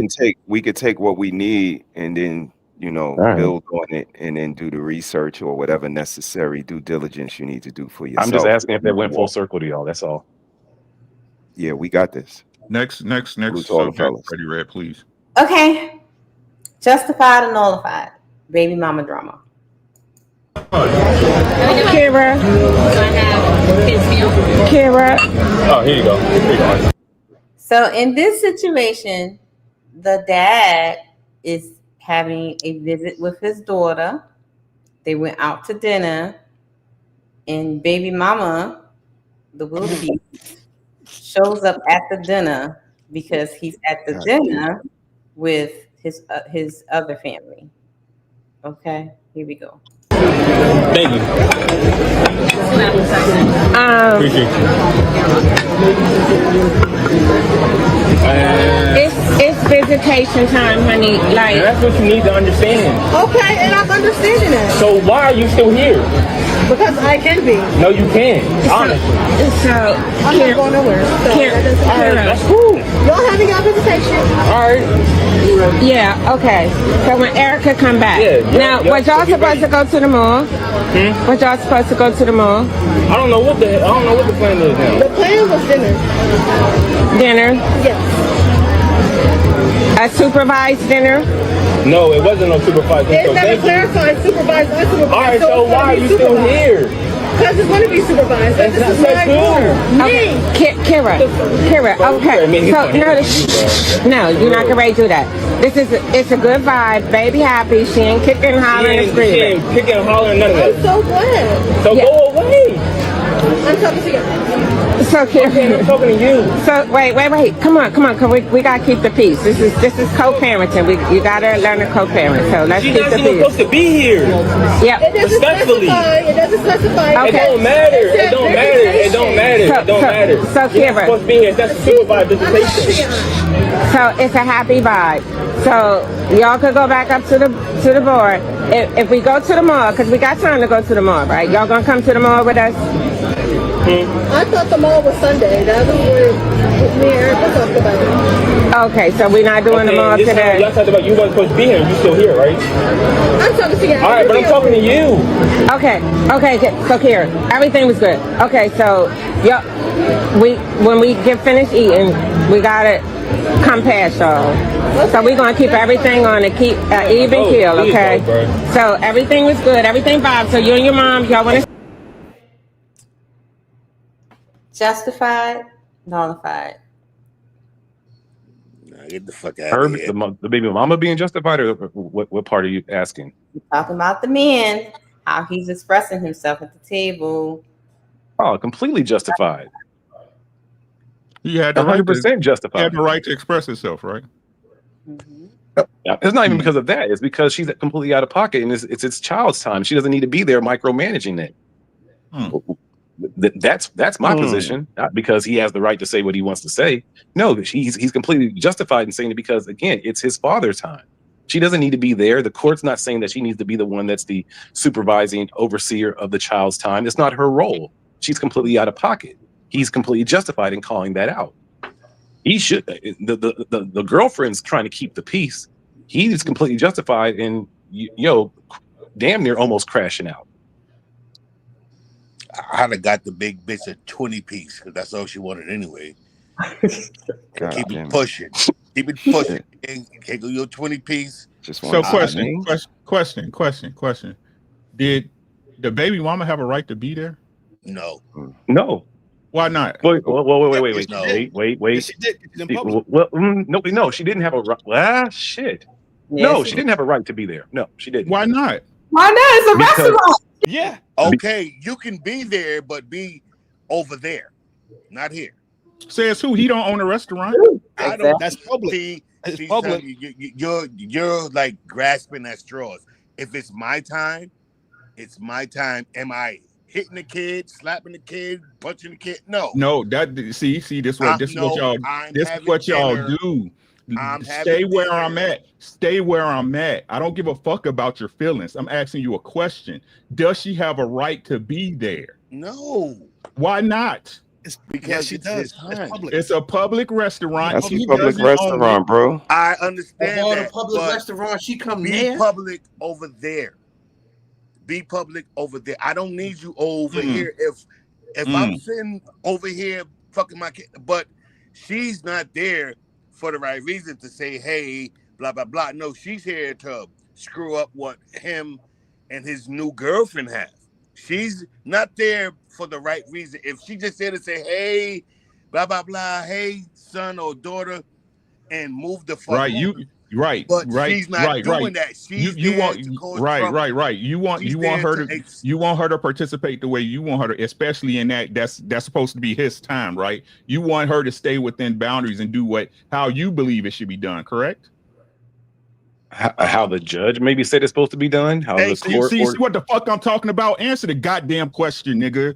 Well, that Wait, why are you calling me the N-word? Wait, whoa, Uncle Rick, I've never once called you out your name. Don't do I this. don't There's no care. I reason don't to. care. If we have a difference like of men. opinions, then that's not a problem. Then have But a there's no reason to conversation like call me men. outside my Have a name. Have I ever conversation like disrespected you in men. that way? Have a Have I conversation ever like disrespected men. you in that way, sir? Have I ever disrespected you in that way? Yeah, sometimes less is more, homie. No, But you haven't. Answer the question. Then please don't give that to me. If we have a difference you of opinion, haven't. No, you we're haven't. trying to Answer the question. Where I am, me personally, I'm trying to answer. Just because you don't agree does not mean that I'm a fucking nigga, right? I'm just saying, if it's my time with my kid, right? Well, our kid, and we're at a restaurant, and you just so happen to see us, right? Yes, respectfully come through, say, hey, how y'all doing, right? But she's not there to do that. She's there because she sees him with like his girl or whoever that may be, right? And she's not there to be respectful. She's there to stir up stuff and things like that. And is that called for? No, it's really not called for. Hey, we're good. I will drop him or her off whenever, right? Yes, she has the right to be at the restaurant, but if I'm at the restaurant with my new family, you do not have the right to invade my space because you're jealous. Keep it pushing. And shout out to his girl for like trying to, you know what I'm saying, be cordial, because I'm sure she wanted to put hands on her, but she didn't, right? So somebody has to be the grown up. And clearly it wasn't the baby mama. And like I said, I dropped her off. Hey, your 20 piece is at the bar. Go away. Got you. Appreciate you, bro. Rick? I ain't got nothing else to say. TJ? I'm not even sure what the question is anymore. Lord Jesus. So the clip, do you think it was, justified that the young man behaved in that fashion, used the rhetoric and the jargon that he did, or do you think something different? I don't know. I mean, I'm trying to sit there. I got a very similar personality type for my daughter's mother. So I'm sitting there trying to figure out, how I would react in that situation. Yeah, I mean, I think he was justified, but my overall feeling is he brought that shit on himself by having a baby with that wildebeest. So, I mean, Lord, so, I don't feel sorry for him at all. He bought that shit lock, stock, and barrel. So I don't feel sorry for him at all. But see, when this is that was just an exercise in what happens when you do stuff upside down and backwards.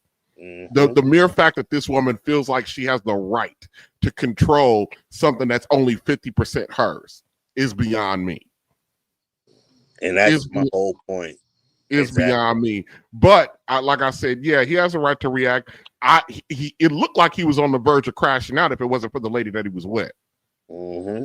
And it looked like that he was on the verge of crashing out with that baby in his hand. I'll be more concerned about how he needs to probably try to regulate how he knows that wildebeest is out of control when she shows up. So if you know that she's had the propensity to be like that, you should prepare for that. You should not be responding with the same, as the young folks like to call it, the same amount of energy. You shouldn't be doing that. You know what I mean? When you know what time it is with this person.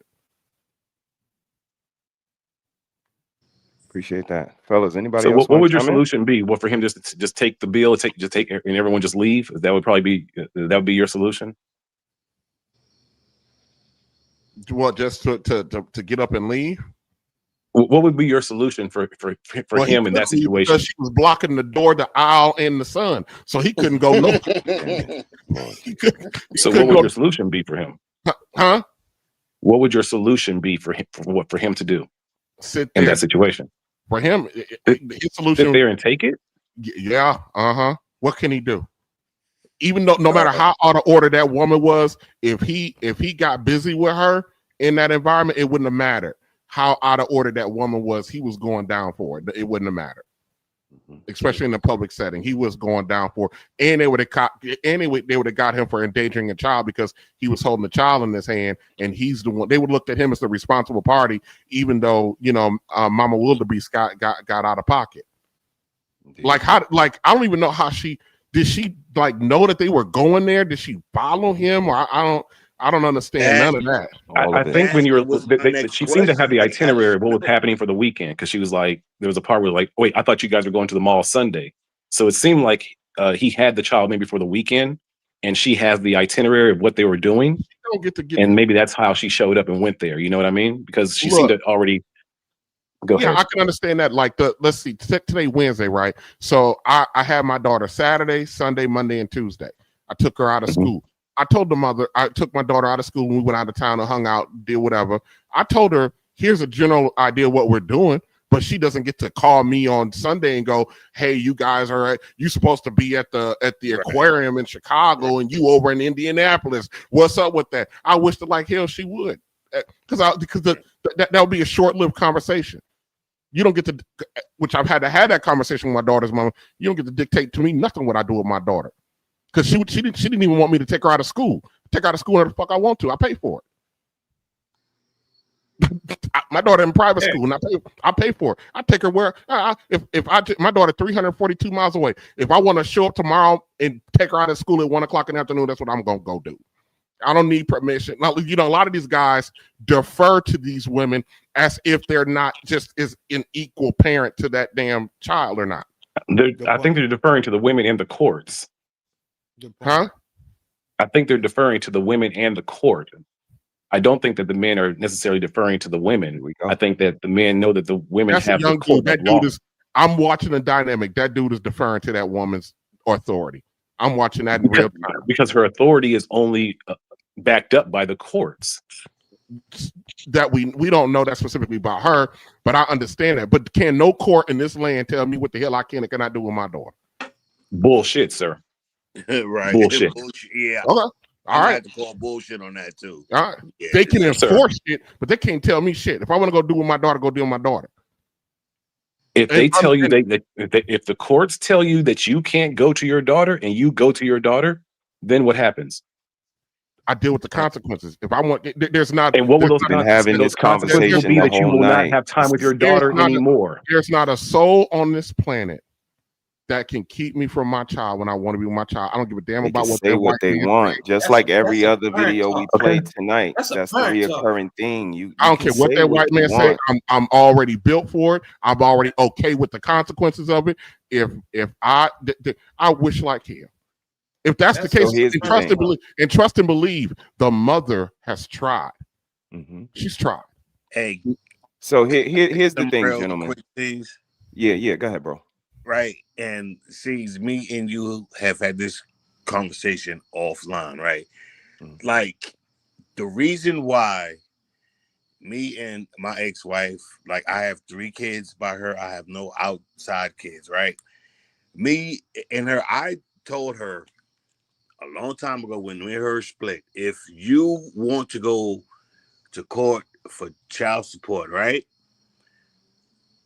And this is just my feeling. If they say you have to pay $3,000 a month, right? Don't call me when you need $3,001 because you took that route. Now I'm just saying, like, it's nothing I won't do for bro. Right? I got you. Nah, hold up. Pause right there, though, bro. I got you. It's just a 2-second chime in. Right. That was a conditional threat. Now you go. Right. So me and her as adults with 3 children and was married for 12 years, like, look, let's be adults and come up with a number, right? Until my first 2 turn, like my first one turned 18, that number cuts off. My second one turned 18, that number cuts off. My third one, she just turned 16. So in 2 more years, that number cuts off, right? The same thing with me getting extra money inside my VA pension because I have children, right? But once they turn 18, they shut that shit off. So my point is, like, I get what everybody here is saying, but circumstances are different. He knew that bitch was crazy when he screwed her, right? Okay. So, Okay. like, does he has the right to say what he wants? And thank God that his girl was there. I think somebody said that. Like, his girl was trying to, like, shut that shit down. Like, let's be adults. And if the court says you're on child support, and you can, like, so you cannot leave the state if you're on child support without the mother or father's permission. Got You you. just can't. Got you.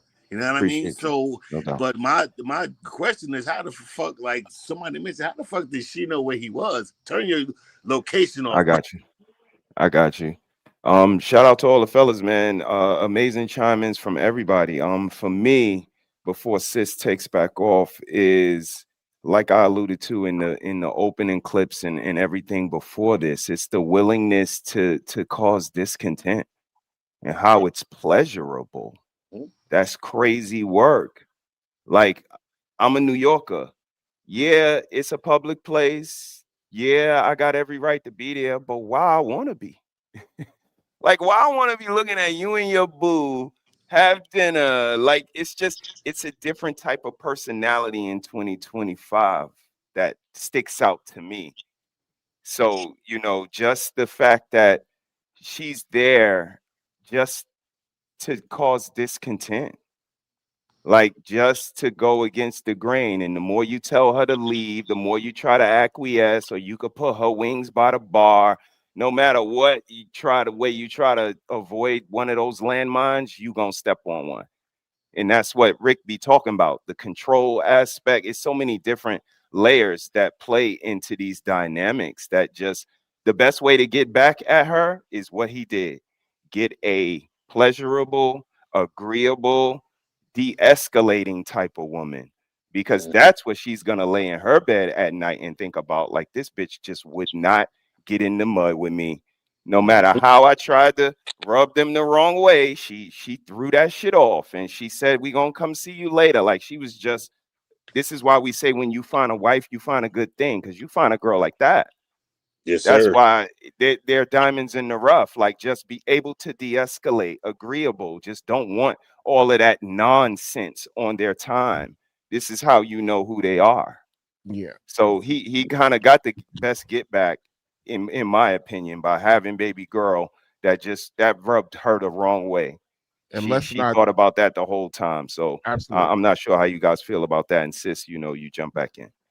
No, like, that's a perfect point, because let's all imagine if he had the opposite. Let's imagine if he had a chick that wasn't trying to be that. What if he had a chick that was even more animated than he was? Like, who's this bitch coming? Like, then what would the steps have been? It would have been an argument, and more than likely he would have ended up having to deal with the consequences and losing some more of his father time, because he had the wrong woman there with him.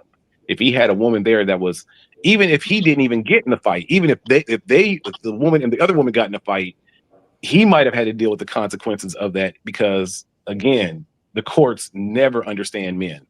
So you're absolutely correct that he found a gem, because in most cases, those kind of altercations, if the woman's not talking about coach, like she's a co-parenting, she's using the word co-parenting. If it was just a random hood chick or a random any other chick, even a white chick, if it was a random modern day woman, that situation would have went haywire for him. Thank God he found a chick who understood what co-parenting is supposed to be. Thank God he had a chick that understood de-escalation, and thank God he had a chick that didn't get caught up in the disrespect that the woman was trying to give, and her taking that personally that ends up jeopardizing his fatherhood. Yeah. Anybody else want to move on to the next case study? I think you had said something. The guy that was just speaking, Broken Berlin. You in Germany? Yes. Yeah, my sister lives up there too. But so I think guys like we have the same amount of rights, but we don't look into our shit. You know, we acquiesce to a lot of shit just to like save face and keep the peace. But men have a lot of fucking rights as well, and we just choose not to look into that shit. It's like, all right, if you want $5,000 a month, fuck it. Like you have to justify why you want $5,000 a fucking month, right? Men have as much rights in court when it comes to custody and child care and child support as the women do, but we the type to just be like, you know what, it's not worth the bullshit. Fuck it. And when you could have been paying $1,000 instead of $5,000, but you just choose to say fuck it. But that's us as men. Because me, I say fuck it all the time. Like fuck it. I do want to put a caveat on this because I know a lot of times, and I'm speaking from the fact that I worked within the system for over 5 years, so I got a good understanding of it, despite the fact that me not being a lawyer. First of all, it's state specific. A lot of times we sit up here and we talk about child support, custody, and access in very generic terms when it's state specific, and in some states it's actually it can be county specific, like in Texas, like in Wisconsin, where my daughter's in Wisconsin. In Wisconsin, any man who fathers a child, any married or non-married, but let's focus on non-married men who father a child in the state of Wisconsin, you automatically get joint custody at the time of establishing paternity. It's automatic. You ain't got to fight for it. You ain't got to ask for it. You are automatically given it by statutory law. And the reason why I know that is because the agency I work for, the agency that I was involved in the actual development of that law and advocacy of that law. And I was somebody that the former Speaker of the House, Paul Ryan, got on national TV and specifically called me a safe haven for deadbeat dads because I wanted fathers to have automatic joint custody of their children, that they shouldn't have to ask for something that they should have by birthright. So, so in my state, if a mother wants to remove custody or joint custody or get sole custody, if she wants to get sole custody, she has to prove that the father is unfit. Right. She has to go through, and it's the same standard. And it just can't be, and listen, in Wisconsin, it can't be, he beat the shit out of me throughout our whole relationship, so he's an unfit father. That doesn't fly. That doesn't fly. So it's very state specific, and so I just kind of wanted to give you the little caveat when you talk about a lot of guys don't exercise their rights. In my state, I remember I used to do a father's rights advocacy agency I used to work for, and I remember a lot of guys used to come through and be like, look, I'm trying to get visitation. They keep denying me visitation. And I would have to look them in the face and I go, well, they were ever right to deny you visitation, because in the state of Wisconsin, fathers don't get visitation. Grandparents get visitation. Fathers get placement. You have to file for placement. So you got primary placement. You got primary placement, which is where the kid lives, and then you got placement, which is the secondary place where the child lives. Wisconsin is one of the very few states that if the parents are unfit or could be deemed unfit, Wisconsin is one of the very few states where the grandparents can come in and take your kids from you, where grandparents can come in and get a visitation order. By all they got to do is petition for it. Wisconsin is very child centric, which could be a good thing and a positive thing depending on your circumstances as a male. But a lot of men do not investigate what their rights are according to their state. They're using terminology a lot of times that don't fit their situation, because custody in Wisconsin does not mean the same thing as it is in Illinois or as in Louisiana or as it does in New York. Custody in Wisconsin only means decision making. It has nothing to do with where the kid is. But other states, custody means physical possession of the child. So you have to know what you're asking for. you know, and a lot of times they'll go in and requesting things and things getting denied, and they're not educating themselves on a procedural level. Okay. May I ask you one question? Nope, Yes. nope, you cannot. Nope. Nope, you cannot. Okay. We gotta All move on. All right. Sorry about that. Maybe he No, had it's this. okay. Thank you so much for the time, and I guys appreciate it. Yeah, we gotta Hold move on, on. wait, what the fuck? I don't got time. I didn't do it. He dropped it. So Damn. Yeah. That's crazy. yeah. Mm-mm. We're not on Germany time. So. Right. But if you had a question to ask, he would have stayed to ask the question though. I It's guess. like 3 o'clock in the morning. You smell me? Yeah. Can we? So, red lipstick. I don't have a question. I just have a comment. Make it. All right, it's gonna be quick. So, a few years back, right, my ex-wife, she tried to do the child support thing, right? And in North Carolina, you have to run the numbers, right? Well, all states probably don't know. So I'm paying for her school. I'm paying for her health insurance. I'm paying for this. And right, we put all these numbers in and it popped out. And the number that popped out was about $500 less than what I was actually paying her. And that shit shut down real quick, right? So sometimes I just be like, you know what? I should just do it. But me as her dad is like, nah, it's not worth it. Whatever my baby wants, she gets, right? So that's what I have to say. So let's move on because we got 3 more cases to go through. Okay. So What's wrong with Uncle Rick, dog?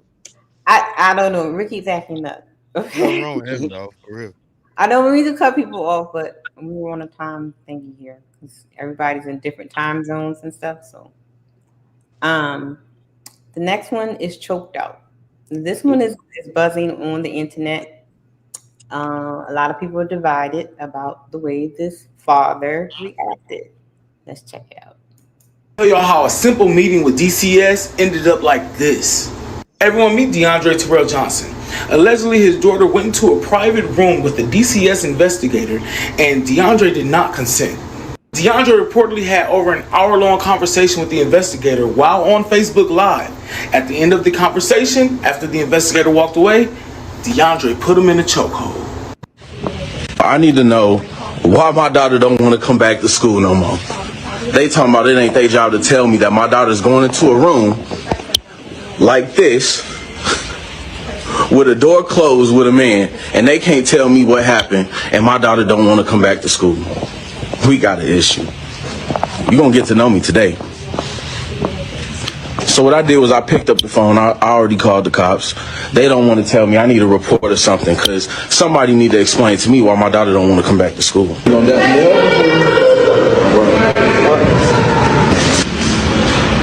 Anybody else think it's okay to take little girls in the room?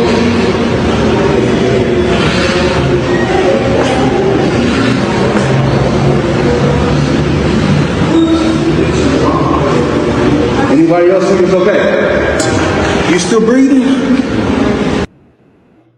So let me tell you a little bit more information about this. So apparently, this caseworker, who is a man, has been taking the young lady into the room by herself.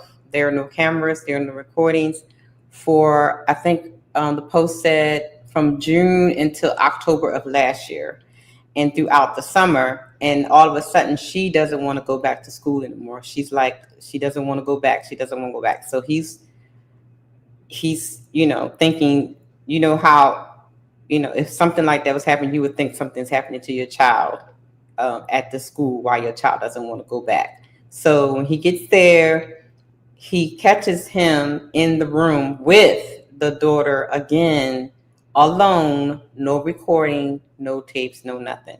And this is his response. Was he justified or is nullified? What's wrong? So when he went up there to investigate for himself, his own daughter was back in the room with Buddy? Yes.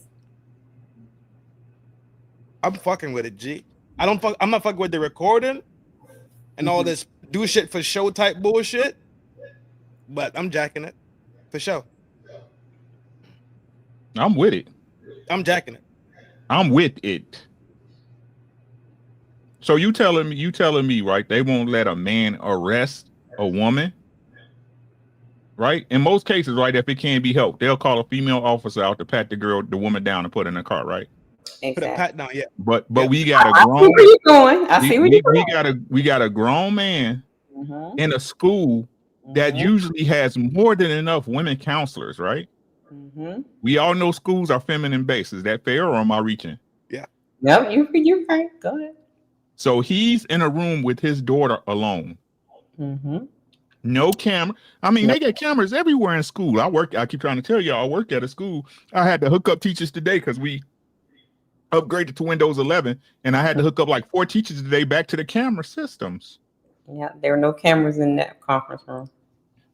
Or in the other rooms that he's been taking over. So I guess I should be cautious and worry about the consequences, right? Right? Word. I'm jacking it. I know you. Right? I'm jacking it. Or am I a man and a father and a husband? I already said I'm with it. The internet is divided. The internet is very much divided. He's been charged with attempted murder. Okay. A body. Out of Chicago. Shout out to Chicago. He choked him out. So apparently there was a case. They had a CPS case or whatever that has been open for like a couple of years now. So they're like in him and the mama. But the issue is, why is this man for several months, almost a year, been taking this girl to the side by himself? And she all of a sudden she started changing her behavior. She doesn't want to go back to school. As a mama, I see that as a red flag. Is he justified in his actions, guys? I'll be going to November. Right? Hey, baby, hold the house down. I'll see you when I get home. But for you a body, understand though, what I'm saying? That ain't no body, dog. It's assault for sure. Attempted body. Get the well, I'm gonna tell you why they said attempted murder, because again, he was recording and then he said, "Let me tell you, he messed himself up with that." I mean, that's what bro was saying. You don't know where these things are gonna go. That's what I'm saying, right? See, but this is how you know you're a man, right? Because you have provisions. You have a place where your wife can touch 100,000, right? In case some shit happen, you got to go up, right? You got it set so you know, hey, baby, these the bills. I got this settled, right? This money right here, this money right there, right? Because shit happens every day. We supposed to be men. I don't give a damn. I'm believing my baby over anybody first. I deal with the bullshit later. You saying that the attempted body charge is a legitimate charge, and you feel I'm like not that, saying like that I'm not. That's not what I'm saying. What I'm saying is no. What I'm saying is that shit happens, bro. Yeah. Shit happens, right? And if you a man, and especially if you stand 10 toes down and you ain't letting society and nobody fuck with your shit, you gotta arrange your life so when shit happens, you know your girl can take care of it. Yes, I agree 1,000%. Why you keep talking, Berlin? I just explained what you talking about. Is you slow or something? The body. Do you think that attempted body is the charge that he should be wearing? No. It should be assault, if anything. But like I said, them people can charge you with whatever they want to charge you with. Yeah, the DA gotta. Yeah, you know what they're gonna do. They're gonna press. Yeah, they're gonna press for the big one. Yeah, for sure. I don't think consequences are part of being a man. That's still but you ain't gonna disrespect my family because it's consequences. You ain't gonna put my daughter in no harm because it's consequences. I understand you walking outside and somebody say some slick shit to you or some shit like that, right? But this my daughter. I'm jacking it. This my daughter. I'm jacking it. Did he do something to the girl? I don't know. So what I've been reading is that he's been taking her to the side by himself, talking to her, having private talks with her and stuff. Under the I'm the CPS worker, and all of a sudden her behavior started to change, and she didn't want to go back to school anymore after this started to happen. And usually that means something is going on when it comes to kids. And this is I think she's elementary school or like early middle school, so she's a young girl, not a teenager. Right. And, he crashed out. No. I don't see that as a crash out. I still don't see it as a crash out. They call it a crash out because they call it a crash out because a man did what a man does. Mm-hmm. You see what I'm saying? But you see that's society dictating who the fuck exactly. you are. See what I'm saying? We keep getting back to the same point, right? I ain't jacking that bullshit. Society only works this way because you agree to it. Dog, and that's the thing about being a man too, dog. When you say you a man, and I think you explained it a little bit earlier on, right? When you said you make sure shorty's straight, the bread is there. If the shit get wonky and I gotta go sit down, right? She's straight for a couple months and she could do what she need to do and everything is squared away. So I don't gotta fret about bread for them. All I gotta do is go sit my 6 and I'm coming home. I got a lawyer money, I got shit squared away. Cool. I'm tracking that all the way. But a part about being a man, dog, is saying what you gotta say and doing what the fuck you gotta do and letting the shit just fall where the fuck it fall, dog. That's just a part about being a fucking man at the end of the day, bro. And so this fucking social society feeling and society having an opinion about you and what you said and what you did. I'm not jacking that shit, dog, because society don't fucking feed my family. I'm the one who do, dog. Man, is there something wrong with?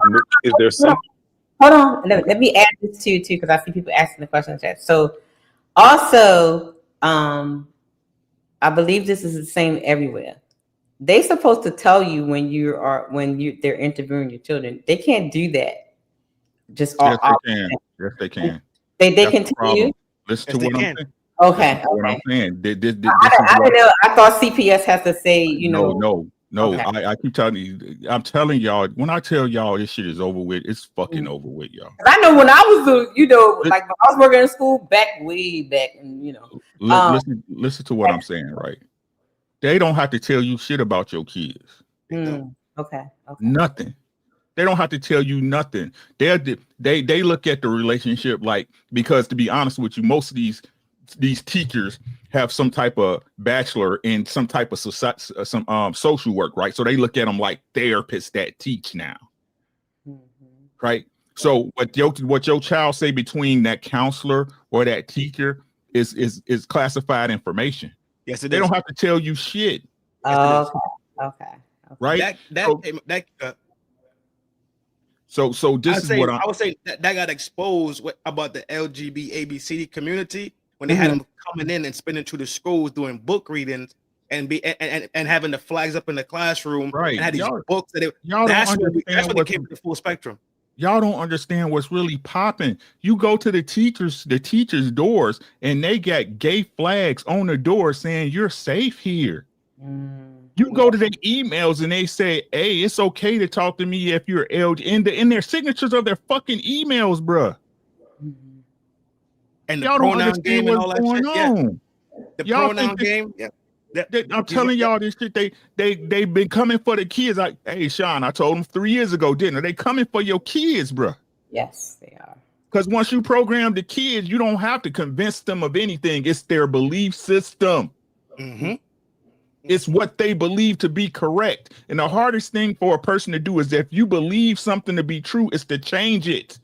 You have to have an exponential event to change your thought pattern. Right. You got to understand to be a true man, a true husband, and a true father in this so-called society that y'all keep saying. You got to be willing to get it. You got to be willing to crash the fuck out. Because if not, they going to take your fucking children, bruh. They going to corrupt your children. They will corrupt your wife. Well, you can't do nothing about your wife. She's a grown-ass woman. You understand what I'm saying? She's going to make her fucking choices. You deal with her accordingly. But your kids, they coming for your children. Yep. Can I make a point? I just had a problem with the whole thing. Like, it's a man, right, with a girl for hours plus at a time, and it's like, why are you not? There's not a woman present or anything like that. Especially if it's like a very sensitive. I'm not sure the nature of the case that they were working with. Especially if it has something to do with that type of thing. Why is it a man? You know what I mean? That will bother me for real. What if it's a man that identifies as a woman? This shit's about to be all confusing anyway. But it's like I'm sorry, bro. It's like I said, bro. They have the understanding that if there's a criminal, right? Not a little girl who's defenseless, right? Who's more than likely being corrupted, especially y'all. I mean, listen to what I'm saying, Red. It's funny how they can identify a guy grooming a grown-ass woman that's 20, but it doesn't apply to a little girl in school. Right. Yeah. Mm-hmm. They know for a fact that if it's a shoplifter at Walmart, right, and it's a lady cop on duty, if it was a woman that was stealing, hey, call in Mary Jo Black, Officer Cop 666, right? Because we got a woman. Right. Yeah. Perpetrator. But this man is in a room unsupervised with no cameras in a building that has cameras everywhere. Right. Yep.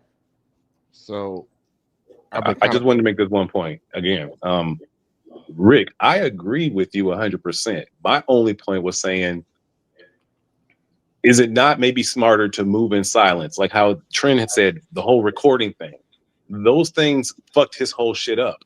If he had a problem with this, and again, he had every reason to have a problem with it, man or not a man, isn't it smarter for him to not hold back, but to calculate how to get the get back versus being so angry that he has to go there with the recording, which again, sometimes the recording you need to have, but to go there with the recording and then assault the man and deal with the consequences, and now he can't be the father he wants to be. My only point, again, I agree with what you say. I just say that maybe the way the world is now, we have to think differently and start thinking more white people Game of Thrones type shit. Like we got to think 3 seasons ahead on the fuck over. He maybe should have talked to his family members and, hey, we gonna silently fuck this dude up instead of doing it. Hold on. Let me give you a little bit more context. So this clip was actually an hour long. What happened was he went up to the school and he met with the supervisor or principal. Met with the supervisor and the principal. Right. And so he started recording that. And the more they gaslighted him and the more they roadblocked him, the angrier he got. So you get where the buildup is coming up. So I just want to add that in. So it's an hour long. I just clipped it a little bit. And sometimes I'm gonna keep it thorough with you. Sometimes to send a message, you got to leave a body in the street, my boy. Sometimes to send a message, you got to leave a body in the street. But not with you being seen leaving the body in the street. Let's RBN get in there. RBN get in there. RBN. Yeah, I see your point. That was weird. He shouldn't have recorded that part. No, I completely agree with everything he did, and I can say that because last year I had to get myself out of a situation because some hall monitor dude and it was what the hall monitor did with my daughter was, I guess in hindsight now, was little. He told her that she was acting like a little hoochie, and my daughter had to come home and ask me what the fuck a hoochie was. So sometimes, let me tell you something. I don't know, Broken Berlin, if you got daughters or whatever the case may be. I got a daughter and a son. Yeah. Okay. Well, see. Some of us all are built a little differently. To Trent's point, sometimes you gotta leave a little. Sometimes literally, but sometimes you gotta leave a body in the street. I got myself in a situation because I went up. Yeah. Me and this. Yeah. He ain't there no more. I had to go through a year worth of stuff to get myself out of some stuff.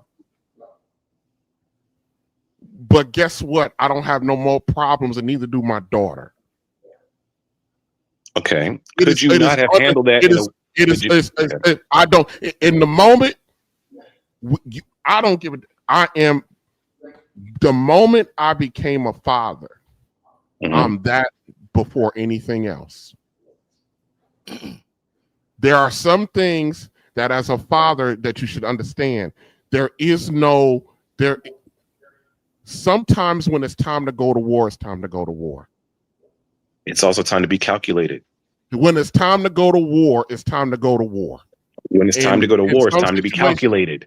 And the way that this culture and the society is built to try to sexualize little girls at 7, 8, 9 years old. I don't care how small it is. If you don't check it right then and there, they will take more liberties.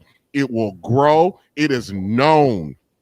It is known at my daughter's school that her daddy is capable of a full crash and takeout.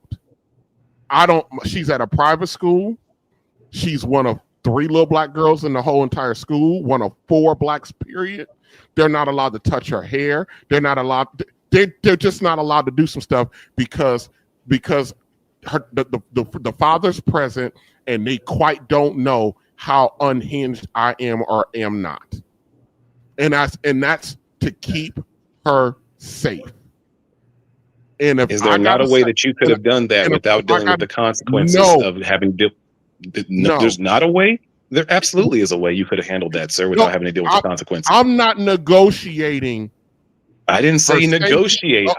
You could have done some gangster shit, but not going up to the school where you. Can I finish it? Okay. Can I finish the thought? Sure. I'm not. When it comes to I'm no longer married, but it comes to my wife and my daughter, I'm not negotiating with you. I understand that completely, sir. I'm not. So, unfortunately for him, this guy had to find out the hard way. And here's the thing. They were warned. And you're saying there's no other options that you could have done where you wouldn't have had to deal with the penalties. Once you issue a warning, when I put her in that school and I went to the parent, they have the parent, teacher, and family thing, and they do the thing. I stood up and I warned the parents, the administration, that if my daughter causes any discomfort in this environment for whatever reason, I told her I'm not the rational man you get to negotiate with. This is your warning. My only thing is saying that they violated it, and I made the decision to do what I did, and I do not regret it. I understood that there might be some financial or even legal consequences if somebody violated it. Somebody violated it, and they got dealt with accordingly. And yes, I went through some stuff. It didn't look good for a while, but that was the important part for me, was that she gets to move through this system unmolested by anybody. And this particular guy, wait, you talking about the guy that called your daughter a hoochie, right? Yes, but the guy in the video. This isn't about molestation. This is about him calling her. I said unmolested doesn't necessarily. When I say unmolested, meaning you get to move without being violated in any stretch of the imagination. Her being called a hoochie is her being violated? Absolutely. Absolutely. Okay. She doesn't know what a she doesn't know what a hoochie is. She's an all-white Lutheran. I'm just asking. I don't know the age of your daughter. I'm just asking for clarification. At the time she was 8. She's in an all-white Lutheran school. Okay. Then I didn't know that they talk like that there. But apparently this hall monitor felt the need from my black to use that verbiage with my black daughter. Even though every other daughter in that school was probably just as out of control or whatever the case may be, but he felt the need to tag mine with that, and that was a bridge too far for me. I do not negotiate these terms with anyone. I understand your point completely. You're a little bit older than me, or maybe you're my generation. Could that not have been handled in a way where it was like you caught him with your brothers or uncles and like the men in your family, and it's not on his job, and you go up and you actually do whatever you needed to do to make sure that he never made that mistake again? Would that not have alleviated some of the penalties that you had to incur by you handling it the way that you did by going to the school? I wanted everybody in that school to know that I meant That's what not I my said. question. That's not my question. My question is, could you guys have handled it 80s style and gone as a family to this? Excuse me. I'm not trying to be diplomatic. No, that's not Okay. I'm not trying to be diplomatic. In that situation, okay. my entire goal was to be barbaric. My entire goal was to send a message. That was my entire goal. I didn't care about any other outcome. And so being barbaric was like you're being a man by doing it this way. I understand. I say that sometimes it Go ahead. What do you want to say? Say it again. Sometimes it calls for that. I think I'm not disagreeing with that. I'm just saying that could have been handled in a way where you didn't have to deal with that year-long consequences.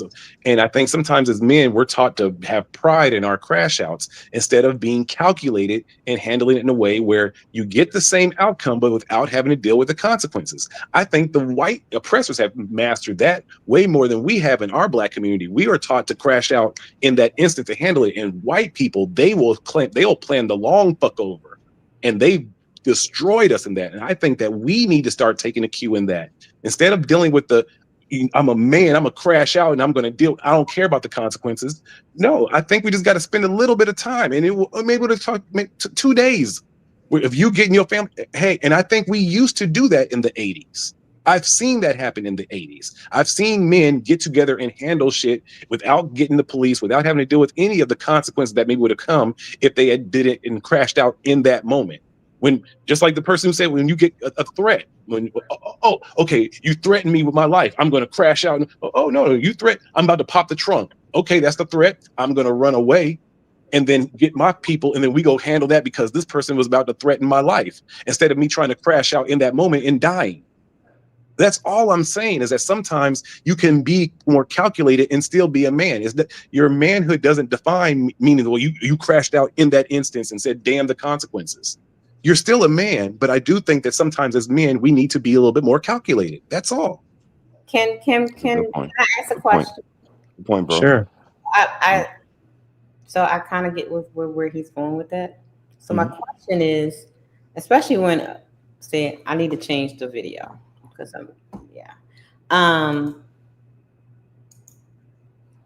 are the men today don't know how to regulate their emotions like the men before, because they're so easily to go to the extreme, like what Jay is saying, and not thinking rationally before they act, or it, because I see like now it's like, for example, this video here, we might as well go here. Men can't take rejection, they crash out. All right, I'm a cracker. Yeah, so to add context, this guy, he is crashing out on this woman because she turned him down when he asked her for her number, and he starts crashing out. I'm fucking white. I'm sorry. Make it right. Bye, bitch. All right, we suck my dick to the hip hop off. I'm good. I don't like black dick. Sorry. So what? You're my business, bitch. Bye. You want to start shit? Well, go, bitch. I'm glad you got bail money because you don't fucking need it. Will you stop? You got hit with the phone. You got hit a girl. I wish she was. Okay. Hit that white girl if you want to. You really? Oh, what a fucking man you are. What today? Well, I might have not did nothing to Sharonda, but I wish you would touch that girl.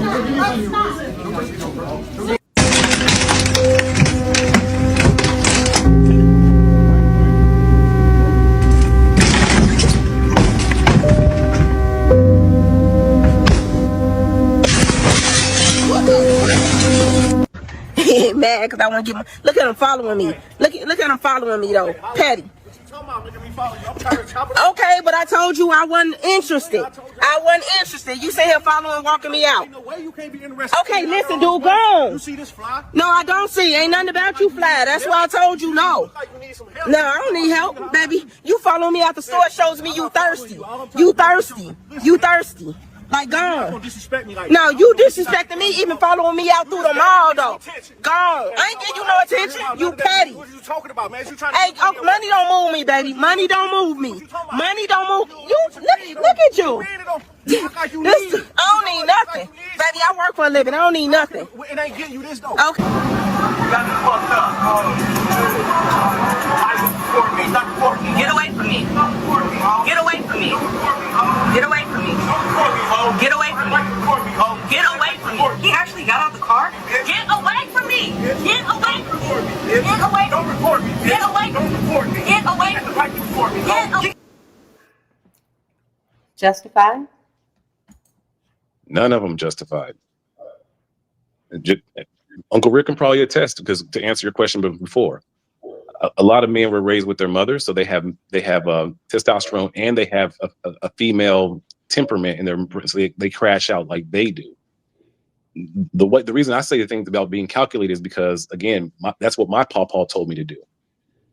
My pawpaw taught us to, when you were raised with your father, or if you had a pawpaw or something like that, he taught you, like, yo, you gotta move, you gotta be calculated.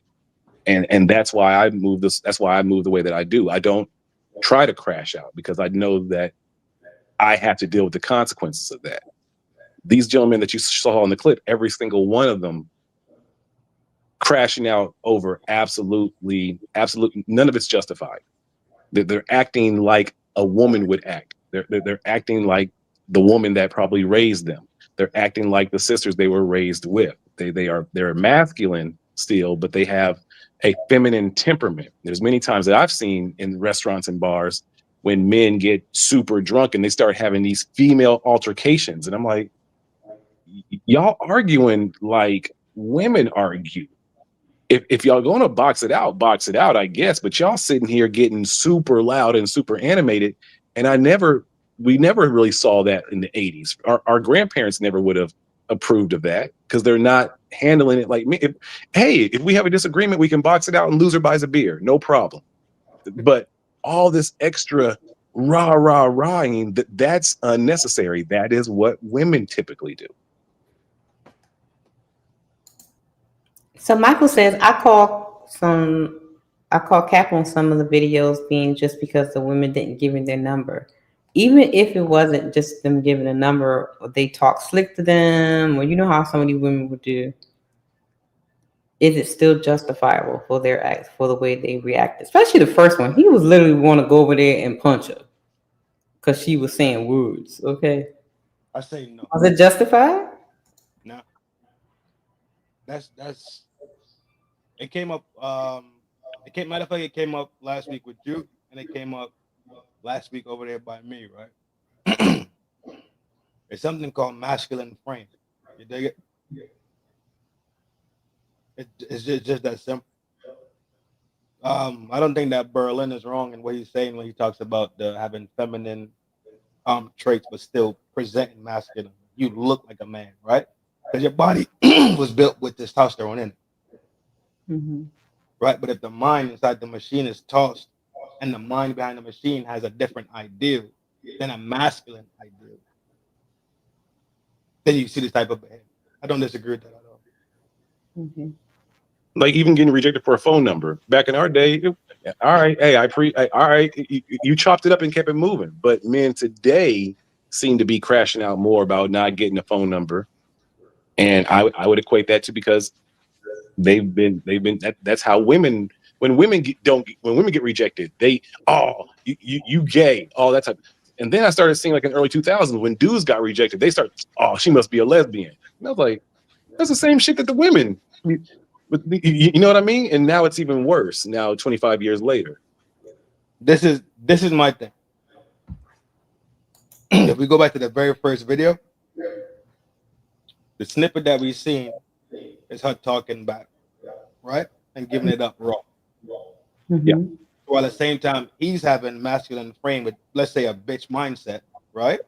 Mm-hmm. She's having a bitch body with a masculine mindset to feel like she could, if it does goes to that level, which I don't agree it should go to the level at all, right? Mm-hmm. If you try to bag the kitty cat says no, cool, nice day. keep on pushing.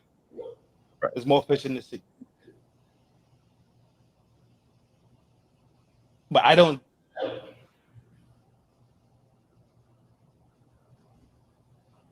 There's no way that I could say that their own behavior and their own response doesn't have the ability to trigger that response. To me, this is what you would call a crash out. Okay. That makes sense. I Understand what I'm saying? I can see it. Yeah, I can see it. Right. Again, let's use context in what we're talking about. Mm-hmm. You asked her for a number and you spaz out. She says no, you spaz out. You see what I'm saying? Mm-hmm. I'm gonna keep it as simple as that. I don't need to get any deeper in it. Can I ask you which of the three was the worst crash out to you? Because I would say the dude following the woman with the money was the worst crash out. Yeah, that was weird. They all the same to me. All this stuff like you don't want this.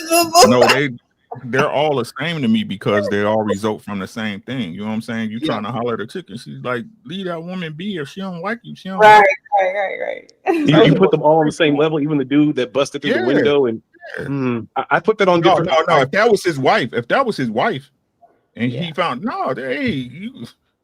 I just hate the fact.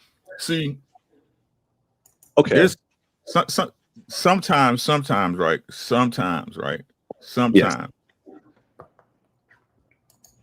Sometimes you got to get emotional, bro.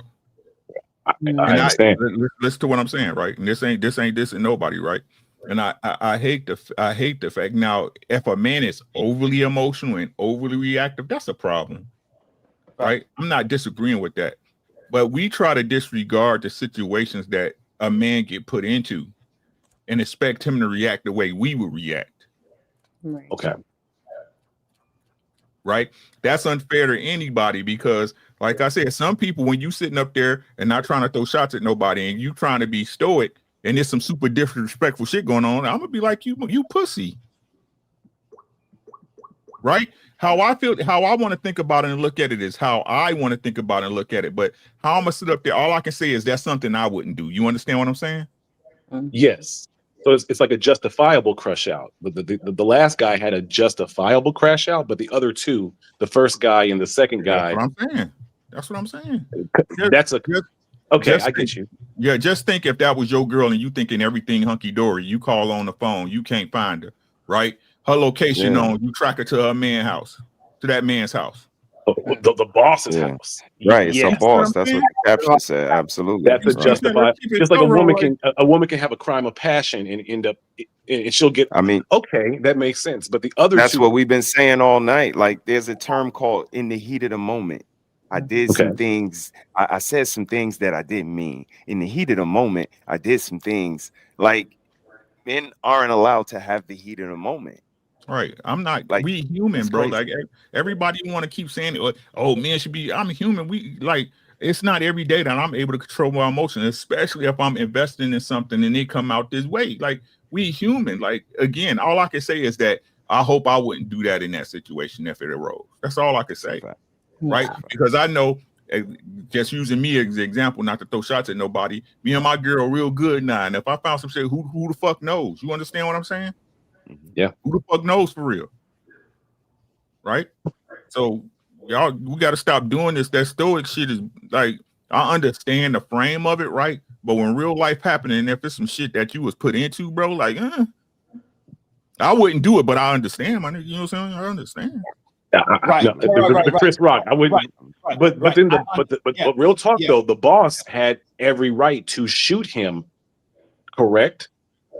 And that that's what Rick been saying the whole time. Now we got a right to say what we want. We could do what we want, but there's consequences on the other end of that. We can flip it. We can flip it on his head because we, like I said, we men. If we being men and being honest, I ain't no hypocrite. I'm a lot of things, my boy.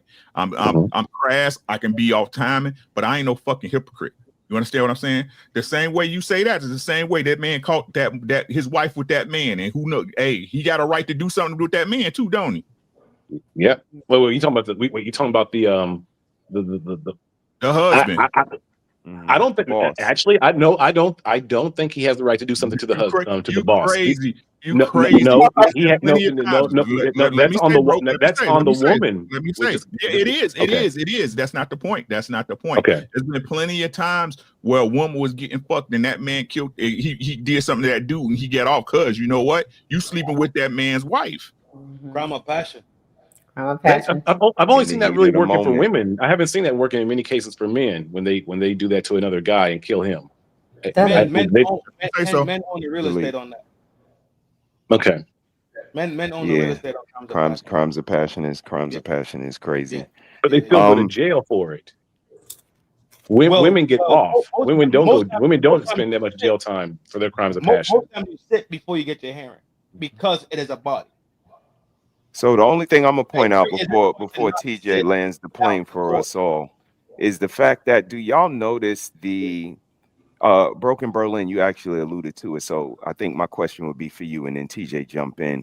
Who stole from who? Because like you said, in the 80s and the 90s, if men got rejected, it was like, well, you know, chick, look at my money, like that guy did in the video. Look at my car, look at my house. Now, fast forward to 2025, where that same rhetoric is used, but by ladies. Like, I got a car, I got a house, I got like, okay, like that's the terminology of rejection from the 80s. So my question, who stole from who? Did they steal it from the men? Did the men steal it from the women? And then TJ, you jump in, man. Great question. The women stole it from the men, but the mothers taught it to the sons. If that make okay. Because the fathers weren't in the house, or because the young boys weren't raised with masculinity, a man or even somebody telling them how to handle these sort of rejections, these sort of, they saw how their mother, or they even spoke to their mother. What are you doing that you get? And the mothers told, well, or maybe they watched how their sisters and mothers handled rejection, and then they internalized it, and then that's how they handled rejection. And then 25 years later, now the women are responding to the men who are handling it the wrong way. Did that make that come full circle? Okay, yeah, I got you. Okay, I got you. Yeah, appreciate that. TJ, jump in there, man. Yeah, I don't know. Well, we all know that, you know, initially the reason why men, you know, bragged about what they have is because, and I'm not trying to be, you know, funny about this, but, you know, women like they're like cats. They like the shiny blingy thing.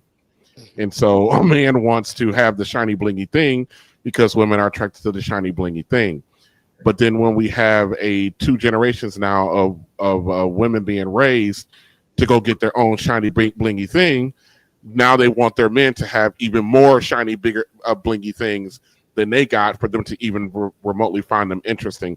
It's all just gross. That's the best way I can actually describe it, is the fact that it's gross. And I'm not sure if the women of yester were being rejected as more so as them burning their own bridges and then trying to blame it as rejection. So I'm just saying, as the first generation, I'm a first generation single baby mama raised man. I'm the first full generation of a baby of somebody being raised by a baby mama or a single mother household. And I, as a grown man looking back, watching over how the person, because I remember the lady who raised me, which is my grandmother, I remember her at 46, 47, 50, 52, and I remember her interacting with men. Now, as a young man watching it, it had no effect on me. I didn't care one way or another because I was in my own teenage kid thing. But as a grown man looking back at what she was doing, bruh, man, that was some egregious shit that she was doing and pulling.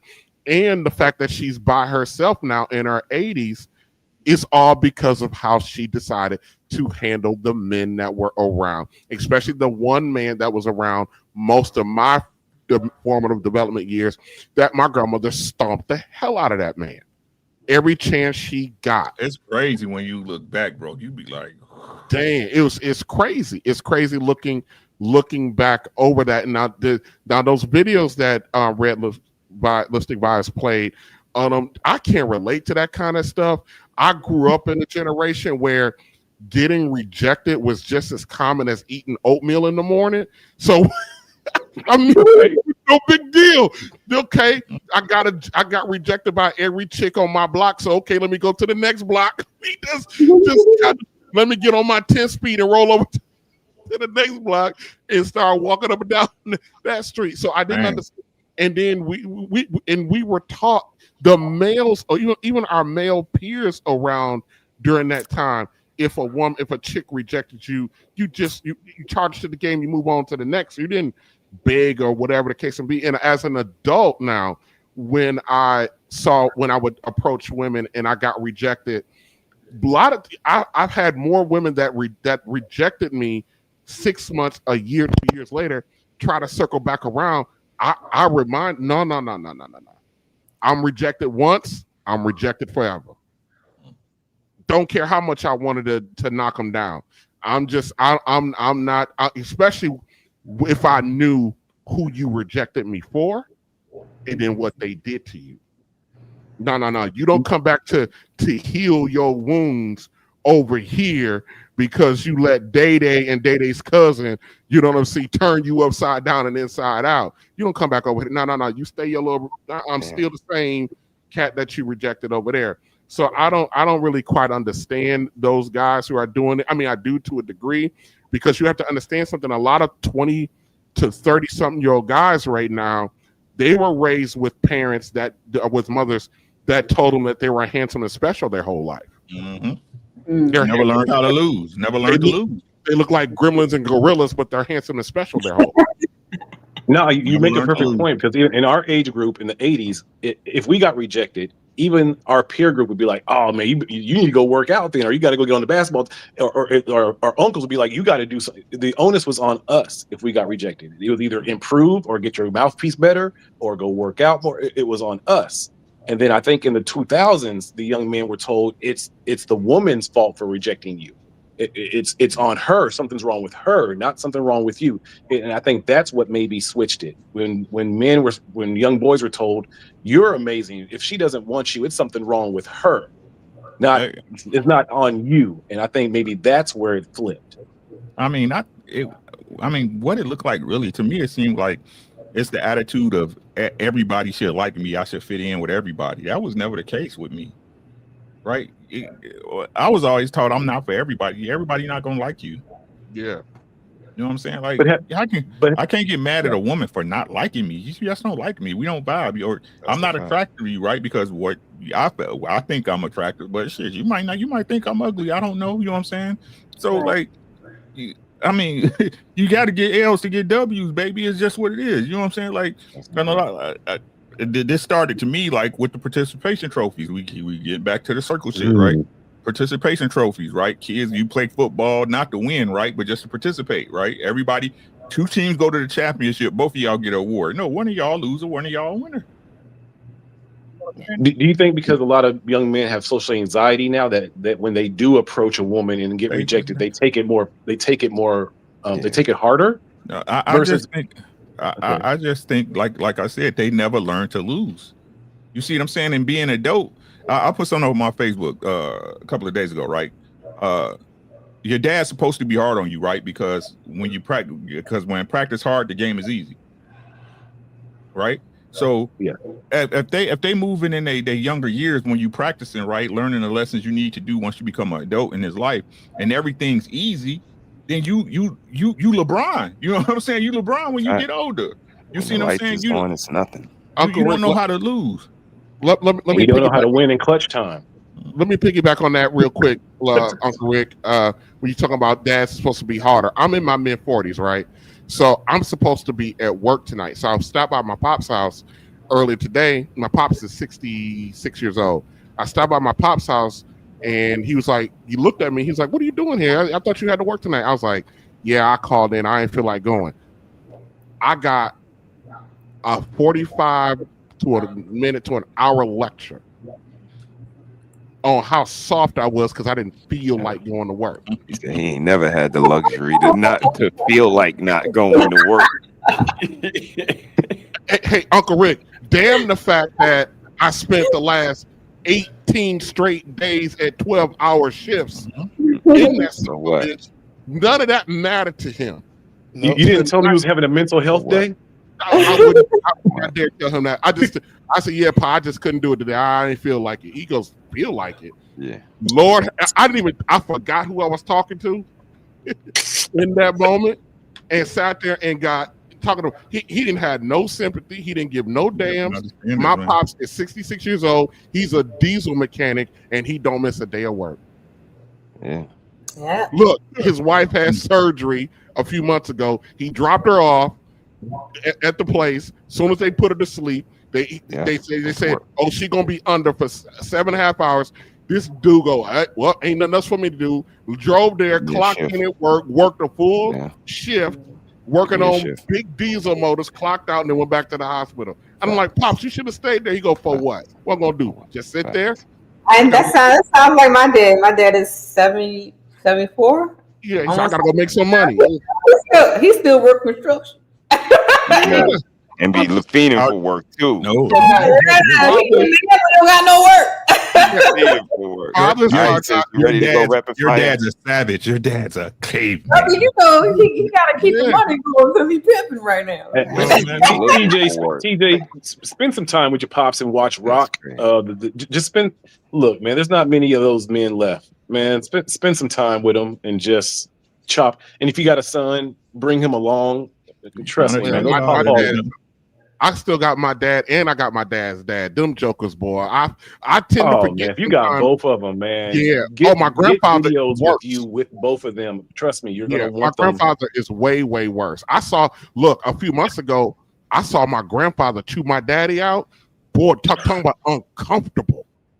You was loving it too, weren't you? You was just the popcorn, just cheesing. Ghana is merciless. I was slightly afraid because my grandfather was chewing my dad because my grandfather asked him to replace a heater cord or something like that. It was behind the dash of the truck, and so my dad had to remove the whole dash to get to it, and my dad didn't want to do that, and my grandfather just laid into him. He was like, this is how he started. He goes, I never thought that I would see the day that you'd be scared of a challenge. When did you get so damn weak? I said, oh my God.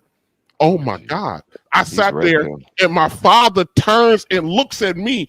I turn all the way around because I didn't want no parts of this. And by the time my grandfather got done eating my father up one side down the other, my daddy was in there taking that damn dash apart, getting ready to change that. And my daddy's 60-something years old. His daddy 88. You know what I mean? But the men it's about responsibility. My grandfather was like, I'm too old to do this anymore. You got to do it. This wasn't me making a request. This is your responsibility. That's what my grandfather was basically telling him. We all got responsibilities regardless of what we feel like or don't want to feel like doing. That's what my father was telling me today. Regardless, me not feeling like it was not a sufficient enough excuse not to go out and continue to get resources that I'm going to need, or I'm going to be short, or I might be short on something. Why are you trying to compromise next week when you just could have took care? He goes, what are you going to do? Sit in the house all night? Yeah, that's what I do. Okay. All right, guys. Let's go rapid fire. Let's go. Go ahead. I'm sorry. Awesome. I didn't think it was off topic. No, that was awesome. It's all right. You good. We got our last two case studies. I'm giving y'all a choice. Which one y'all want first? Those kids not mine or the ugly wife? The ugly wife. The ugly wife. Because I'm the king of the uglies. Can you see that? I'm the king of the ugly men. So let's get the ugly wife. All right. Crazy work. Want to see if their actions are justified. Okay. Your wife for being ugly? And you think you've heard it all in the world of law. In this recent story, a Chinese man sued his wife for $120,000 for being ugly. You heard that right, and he filed a divorce too. But here's where it gets even more wild.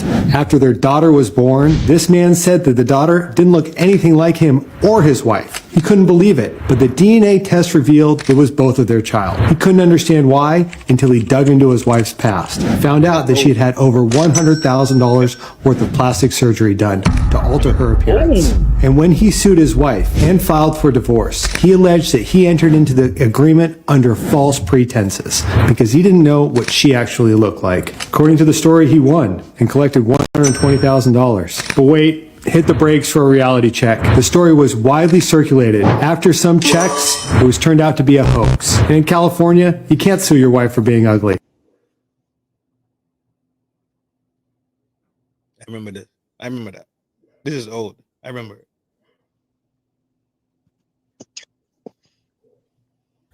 Oh, ladies and gentlemen, look at this. This man divorced his wife after seeing her for the first time on the honeymoon without makeup. I see the difference. I understand. My thing is, Playboy, that was your fault.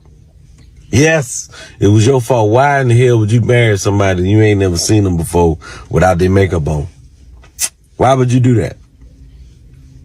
Is that supposed to make, like, why in the hell would you marry somebody you ain't never seen nobody without their makeup? Why in the hell would you even entertain the thought of marrying them? Now, you know what I mean? She done went from, it's the honeymoon.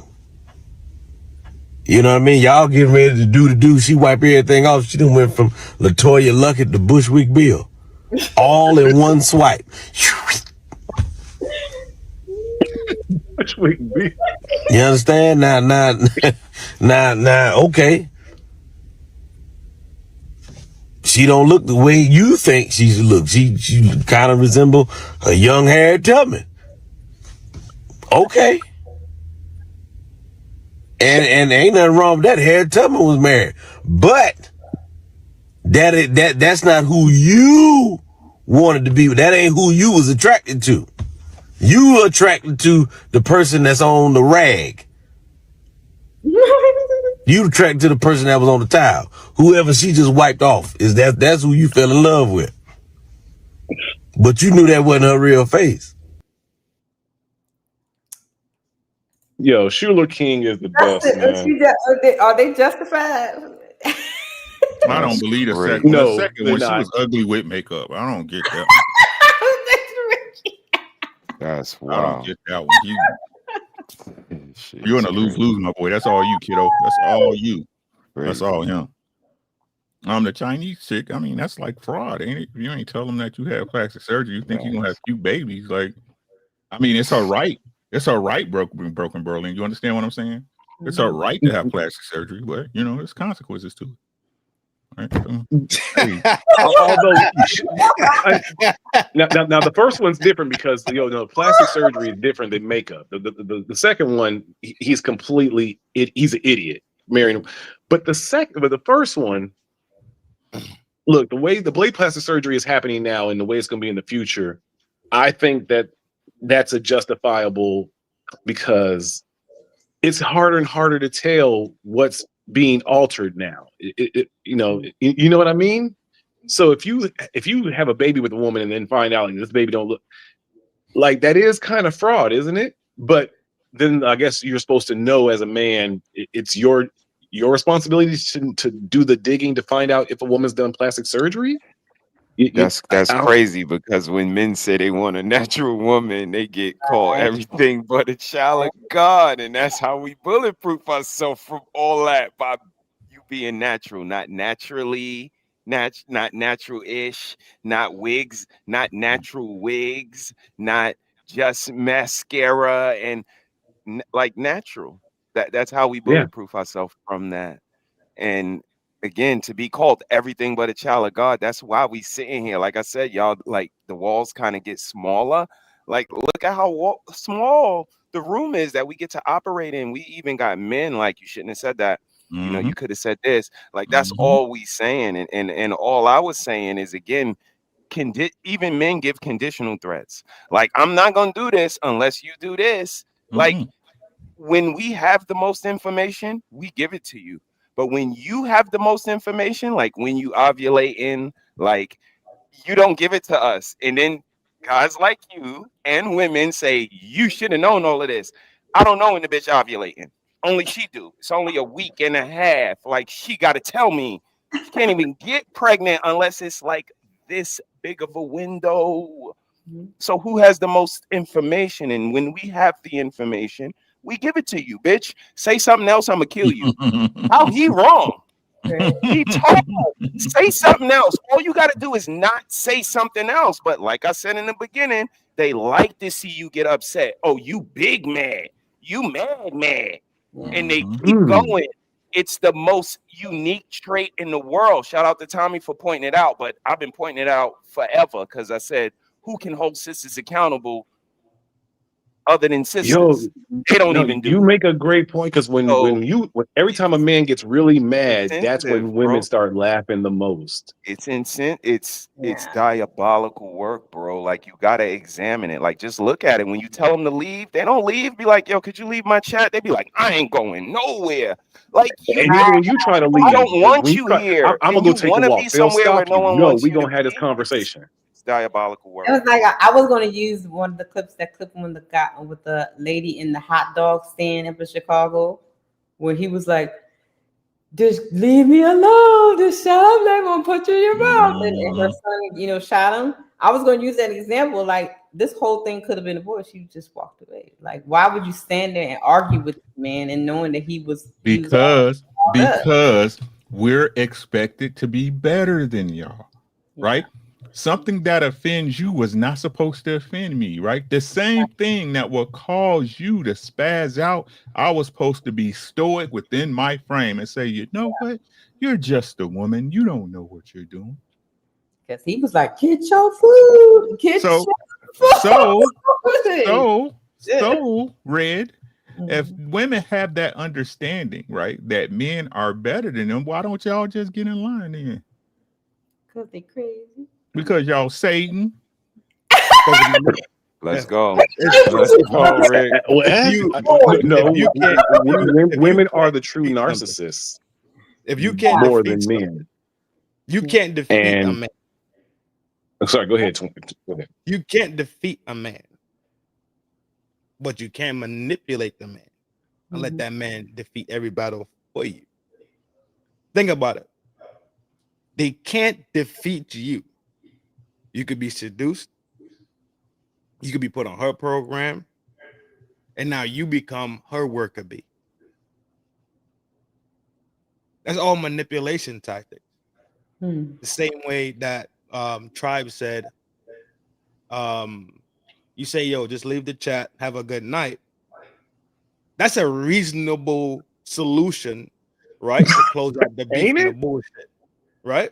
Yeah. The response being, I ain't going nowhere. You don't tell me what to do. Right. Means that she wants to engage in the type of beef, because at the end of the day, she's going to get some gratification and some good feeling from it. Remember this thing about the brain chemicals. That brain chemicals for anger and happiness are damn near the same. Yeah. So at the same time she's getting you angry, or the same time she is angry, her brain chemicals are firing off. So she's getting the dopamine and the serotonin firing off. They live in the same. I think it's two other more chemicals. I really don't fuck with the other two, so I don't really remember them. But it's like 4 main chemicals that activate, and I think the 2 that exist at the same time between anger and joy is dopamine and serotonin. I believe it's dopamine and serotonin. So if you're getting 2 chemicals activated, knowing that you're harassing somebody and being a fucking see you next Tuesday, you feeling happy about it, knowing that you're spinning somebody else up due to you manipulating this person in motion. It feels good. So it's real deal evil behavior. It's I just did the see you next Tuesday. My bad. Yeah, that see you next Tuesday was crazy. It took me a while to get it. The see you next Tuesday. See you. Yo, I'm still in that. Thank you so much. Where did you hear that? You gotta be YouTube savvy, bro. Okay. All right, guys. Dina, see you next Tuesday. Y'all ready for last case? Yes, ma'am. Yeah. This one has the internet divided. Okay. Keep it going. Married to the love of your life for almost 10 years, only to find out that 3 of the kids that y'all had together, that you thought was your offspring, is actually your family members. Breaking news out of Sterling Heights, where police say a husband shot his wife in her work parking lot. That shooting happened at the Pomeroy Living Center on 15 Mile near DeQuinder.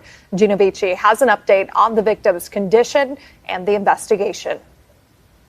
Yeah, this is still a very active scene behind me. Take a look at this. Look at the bullet casing markings on the ground here. Sterling Heights police saying around 8 o'clock this morning they received a 911 call that a woman had been shot in the parking lot here at the Pomeroy Living Center off of 15 Mile near DeQuinder. We're told an employee was shot by her husband in the parking lot. We're told they both lived in the city of Warren and that the husband came up to his wife's employer and shot her several times. Police thankfully were able to respond to the scene within seconds. The wife was rushed to a nearby hospital where she is still alive. And when she tried to run while shot, Deshaun chased her down and pistol whipped her.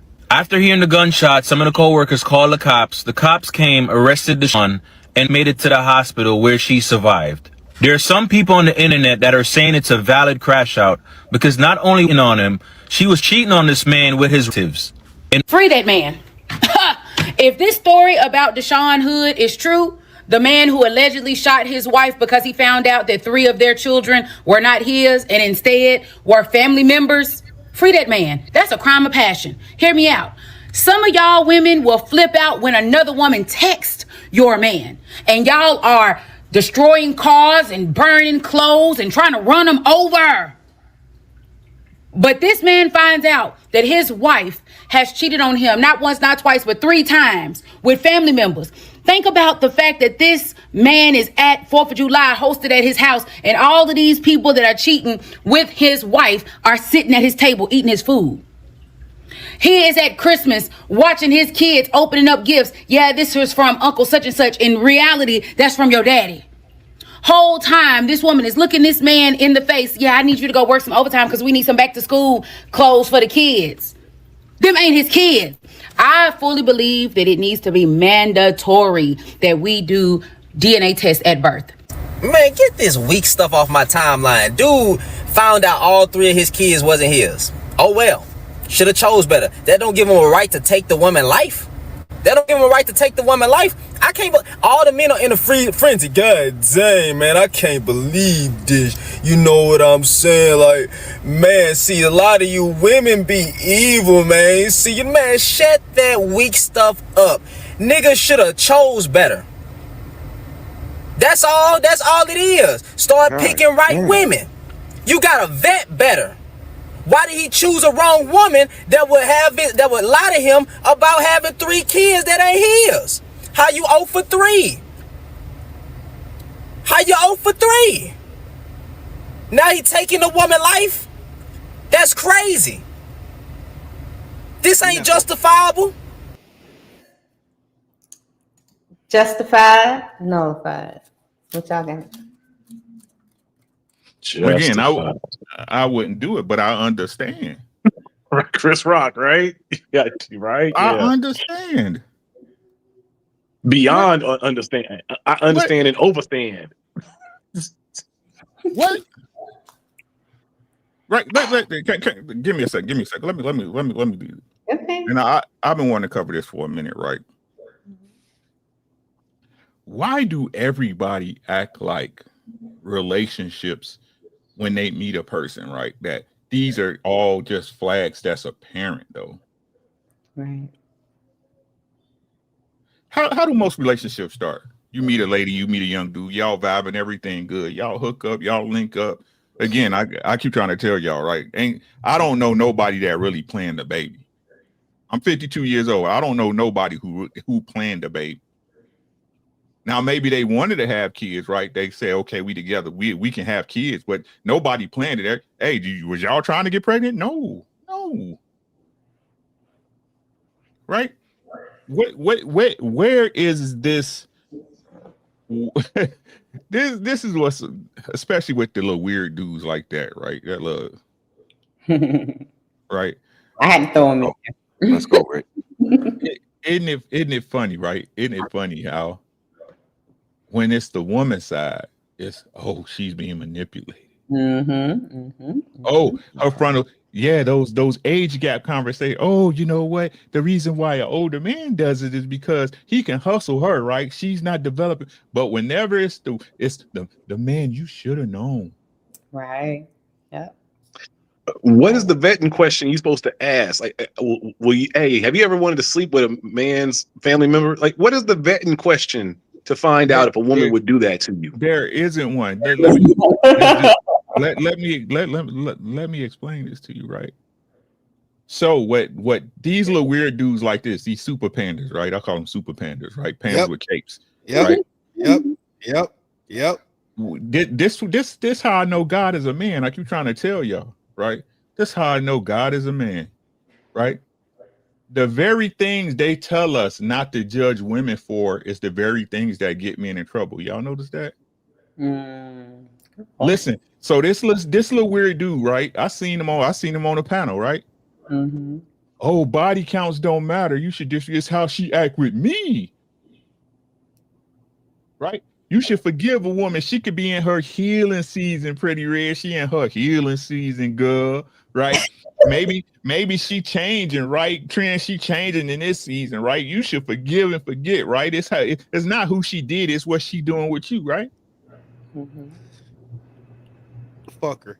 So y'all telling me the very things y'all say a man's supposed to look back past to find the love of his life, right? It's the very things y'all call red flags when they pop back up, right?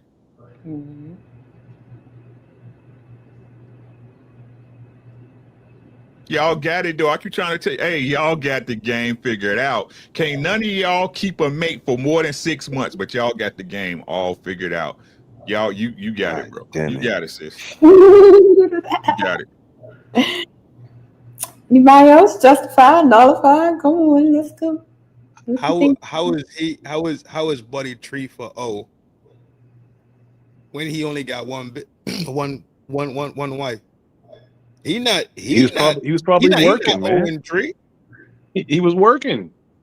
He's not Owen Tree though. Remember we talked about, I brought up manipulation earlier. In the midst of manipulation, you always have something called the chameleon. Yes. So she deceived this man for X amount of years. God only knows, he only knows, and she only knows what commitment and sacrifice that man made. In the midst of deception,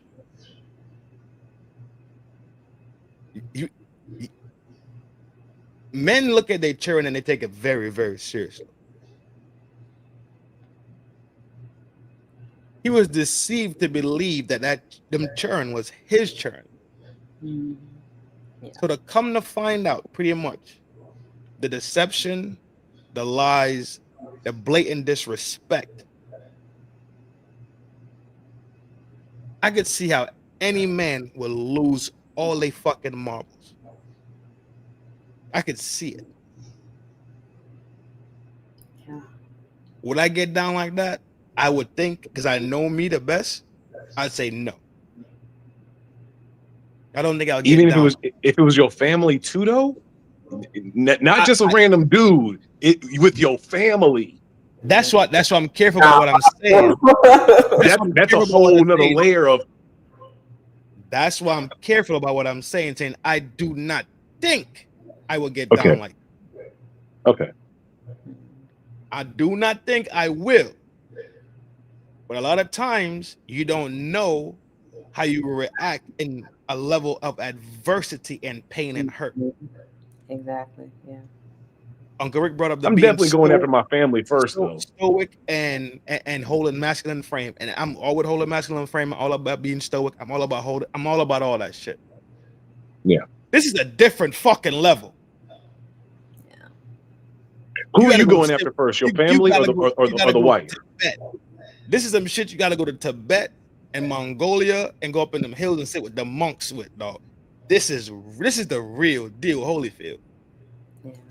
So I don't know if I'm gonna react the way I think I would react, or the way I would want to react. I would react and look at it later on like, damn, that was fucked off of me. I can't tell you that shit to be flat and honest and true.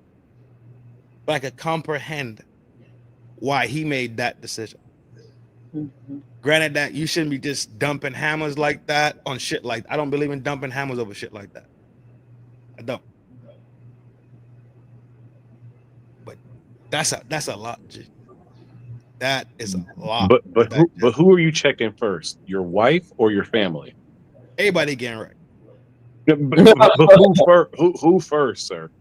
Whoever you see first, I guess. Oh, everybody I'm not writing. Whoever's in my phone, whoever's alphabetically in my phone first. Okay. Yeah, it is. I mean, again, you see, like that's what I mean about, and the girl alluded to crimes of passion in the heat of the moment. It's whoever's in proximity.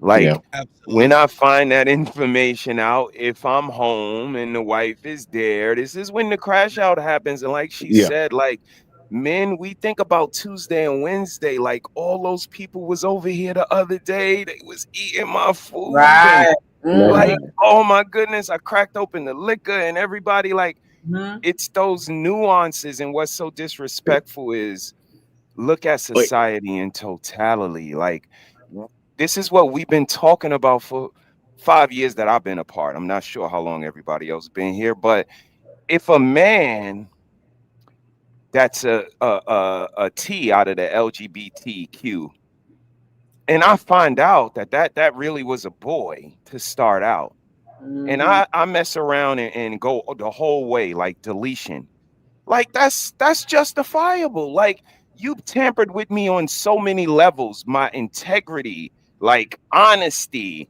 like my sexuality, like false pretenses, all of these things that the young lady alluded to. Like if I had all of the information, I would have made a different decision. And what makes it so disrespectful, Broken Berlin, is this is what every girl says to us after they say they not like other girls. You want to know what they say next? Just give me all the information and let me make the decision myself. Tell me you got all these girls, and if I'm with it, I'm with it. If I'm not, then I jump ship. And this is when we say, like, y'all been lying. That's why we sat here in these boxes and we had to come here and have a whole space for just men. Like, fuck society. Fuck what we know. We wouldn't do it. That's why we all sitting here. Like, we all responsible men. Like, we all are responsible. We're not talking about us. But on the other side of the spectrum, it's just really insensitive when they get so much consideration. And like Trent said, this thing that's so necessary and needed in your life, you regard it as not needed, not necessary, not valuable, not worthy. No, won't, can't, and won't is what they think when they think of us. And it's just so insensitive that, you know, that's why I appreciate Sis for having these forums, that when she says, come here, like she says, tell us what y'all think. I don't care about what society got going on and what the ramifications are, like, because y'all know that already. I know if I'm going to jail, Mr. Butler told me 20 years ago the hunt was on and I was to pray. You know what I mean? Like, and that's all we saying is the necessary corrections. We all got to sit down and kind of listen at a point. And it's like the ladies just won't listen. And if they won't listen to us, that's when we say we need ladies like Sis. You know what I mean? Like you need women to tell them because they're not listening to the men. So we need allies. And these women are our allies, but then they get called names, pick me's, and so on and so forth. So again, like where do we get in at is what we saying. And that's why we have these sit downs to see, like, let them see us be vulnerable. Let us see us yell at each other sometime. And we still get to the end of it. Like, I love all of y'all. We don't agree on everything, but who does? You know what I mean? So as long as we can people being fake to each other and have conversations, man, I appreciate y'all. So keep doing what y'all doing. And Sis, again, another great performance. I just want to say this last thing. You know what the worst part of all this is? That man probably even went to his family to get counsel about what, like, hey, he's having problems with his wife, or hey, he probably went to those same family members to try to figure out how to. Hey, man, and they gave him counsel back, right? About that's, what you know. either side would have been messed Yo. up. You know, I ain't got nothing to do with it, or I'm not gonna say nothing, or yeah, here's what you should do. Either Right. side, Oh, it's God. insensitive. Like it's, and when we Again, that look kind at of it, crash out. If it was like another dude, I would say he's wrong. But when it's because even the DNA wouldn't have shown that the kids ain't, because if it's his brother, then that right, is so so close in DNA, so diabolically close in DNA. evil It's definitely diabolical work. Definitely diabolical. that It is show. Whew, that is. will it? That's a I lot. thought if the percentage would be different. Yeah. Yeah, but okay, you know, they would have to look, so you know what I mean? Like they wouldn't be able to see it on the surface because they right. If it was a related. typical So they would have to courtroom look a little harder. DNA, it would be his kid. It has to be a blood test, not the swab. Right. Would be have to be a blood test. Yeah. Poof.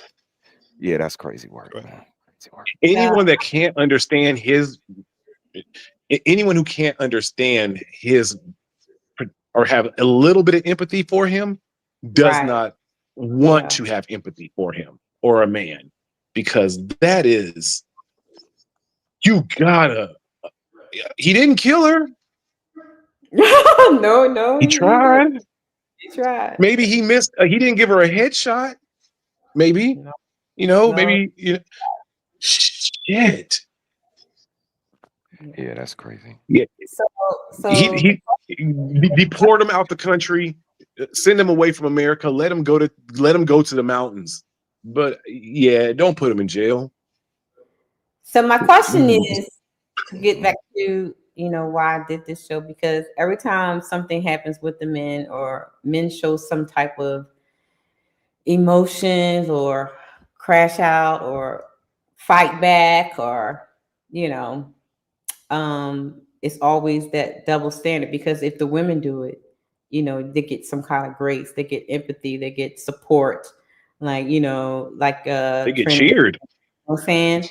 And so it's like, but when a man and it's so crazy because, and here's the other thing, we always you hear these women today say, "Oh, I want an emotionally intelligent man." Well, here you go.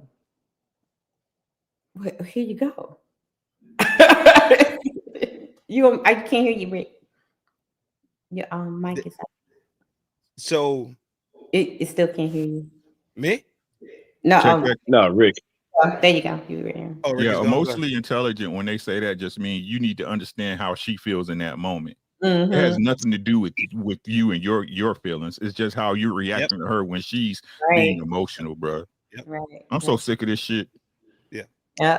And so that's why I wanted to bring it, because I wanted to show some examples of if the shoe was on the other foot, if the woman, it wouldn't have been this uproar on the internet and all these people seeing all the dumb stuff and stuff. They would have been supporting it. Oh, she just needs some counseling and all that dumb stuff. If it was the she was, they'd be like, I understand the way she feels. Right. You can't. No one knows what they do in that situation. I can't. Yeah, you don't know what she's been through. You don't know what she's been through. So what, Rick, if you weren't married right now, would you even participate in the dating game right now if you weren't married? I had some hoes. Oh, for sure. the Mac don't stop. You can't stop the Mac.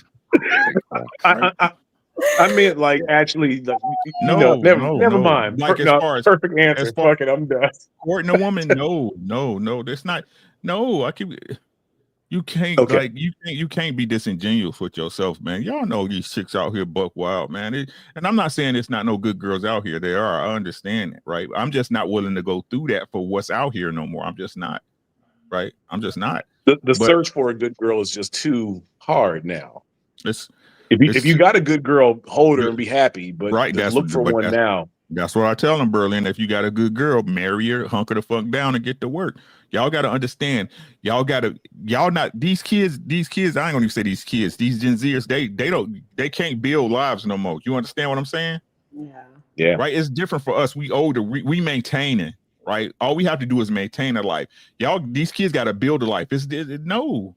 And the truth is, if we being totally transparent, right? it's too much information out. It's not that girls can go see a dude in Florida if they live in Chicago or LA. It's just that it's too much information. It's too many different schemes and ways to get over to somebody for you to be able to trust somebody like that. It's just it's too much information. That's a fact. Opportunists can't be married. So when it comes to the emotional intelligence piece, right? Women believe because they experience 15,000 fucking emotions in 3 days, they have emotional intelligence. No, you have emotional experience. Yeah. That doesn't mean that your intelligence, your emotional quotient, right, which is your EQ, is where it's supposed to be. They confuse experiencing emotion and reacting and behaving on emotion is the same as having emotional intelligence. Those are two different fucking spectrums. How can someone who doesn't understand what they're feeling in that moment try to tell you what emotional intelligence is? Right. So it's like somebody who got a chopper, right? And they just shooting everywhere, and then somebody else got a sniper rifle. But you trying to say the person with the chopper has a better gun? It's like no, the person with the sniper rifle. Yeah, fair enough. Yeah, and okay. Yep, fair enough. Women are choppers. Men are sniper rifles. But y'all gotta understand. That's why I tell you, I don't play games with y'all. I don't play games with them. You understand what I'm saying? Let's get to the crux of the argument. Let's get to the baseline, because the baseline is where everything happens. Everything is built off. Yep. Right. Exactly. Everything is built off the baseline. Yep. Right. So what y'all gotta understand that these women, and this is why I keep telling Sean, my brother, he know I say it all the time. They got men in a trick bag. The very thing that listen to what I'm saying. The very thing that make men, they use as a weapon against them. Correct. The very thing that makes a man, they use. This is what's crazy, right? They'll say, hey, big mama wasn't happy, but why you can't be like your granddad? Right. Yeah. Somebody make this make sense, right? Which one? Somebody make this make sense. Big mama wasn't happy, right? Uncle Rick. Granddaddy had kids down the street, but they'll tell you in a minute. Well, your granddaddy, he just shut up. Hey, could y'all shut up and pay bills, right? Because that's what granddaddy did, right? Right. They liars, bro. But you don't provide the same space to make sure granddaddy shut the fuck up, right? Yeah. Like this whole thing that my granny and my great granny was a chaotic type of fucking see you next Tuesday doesn't exist. Right? And the truth is the women of the past were way more advanced.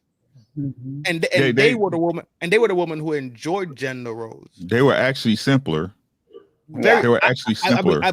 I absolutely believe that. In my heart, I absolutely believe that. Like they don't understand. Like they try to play like they don't understand trade-offs. It's like they understand for you to be with them and lay up with them and give you some pussy, you got to pay bills, right? But they don't understand that for you to want to do that, they need to learn to shut the fuck up and respect what you're doing. They're walking contradictions, bro. Why would I? Yes. That's why I say I don't why do we even entertain these conversations? Stop lying. Who you talking to? Yeah. Like you think it's a goofy over here? I don't entertain that shit. It's a sense about having it all. There is no sense about sacrifice and trade. There's no sense about I cannot have it all. So this 10 out of 10 motherfucker that they swear to God exists, right? They delude their own mind and their own conscience and create Frankensteins. Yeah. I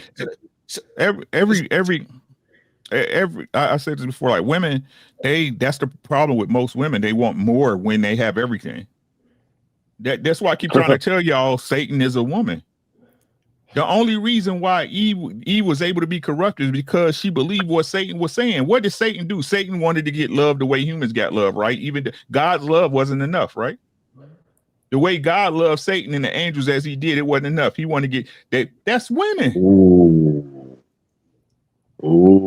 Don't love. You can't love me the way You love me. I want you to love you. You love me the way I want you to love me. Right.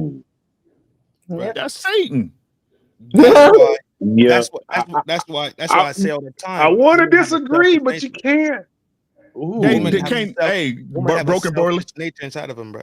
Broken Berlin. None of them can. Right? They just try to cuss me out when I had that argument because they can't beat it. Like, even Petty Red wanted to say something, but she was like, "It's I can't say nothing with this whole red background I got going." Listen to what I'm saying. You can't even. Right, bro. Listen to you what I'm look saying. crazy Listen to what I'm trying to saying. argue that women ain't Satan while you got this red background behind Listen you. to what I'm saying, right? Yes. Satan was an angel first, right? Yes. Right. So Satan went in their right accord, went in his right guard, right? In her right guard. Right? In her right guard was the greatest of all angels. There was no angel above Lucifer, correct? Right. Correct. Right? Ooh. That's a woman in her right place. Exactly. Ooh, when you do the triangle, Listen to what I'm saying. The Holy Listen to what I'm Ghost, saying. I want the you Father, and to the stay with Son. me. I want you to stay with me. I want you to stay with me, right? Mm-hmm. There was no other angel loved above Lucifer. Correct. That wasn't good enough. Lucifer was the morning star. And that wasn't good enough. Was the light. What is your woman when she right in your life, Sean? She's the light. That wisdom. So in your theory, is this so Satan is like was the wife to God and they created Jesus? Listen to what I'm saying, bro. Berlin. Okay. Listen.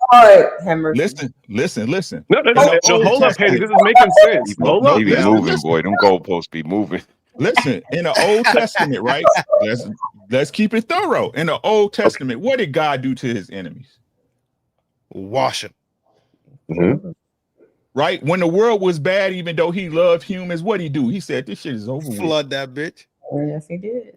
When Egypt didn't let his people go, what'd he do? Hey, angel of death, go down there. He kicked Satan out. Yep. He didn't destroy it. He didn't destroy Satan. He kicked Satan out. Kicked him out. What that sound like? Sound like he broke up with his wife. So women, they kick him out. Get out of my house. No. I'm tired of you not listening. So go, yo. I love you. I'm not gonna destroy you, but you need to get the fuck away from me, right? Yeah. Is that fair? And you see, you can see God still cool with Satan, right? Co-parents, of course. They talk, they converse, right? They co-parent. Look what he said to Job. Hey, Job, you know what? Satan was like, right? Yeah, Job, that's your man, right? That's your man. I know that's your homie, right? But I'm telling you, if you took your hands off him and let me fuck with him, he gonna cuss your motherfucking ass. I'm telling you right now. I know, right? What God say? That's my man. That's my man. 50 grand, right?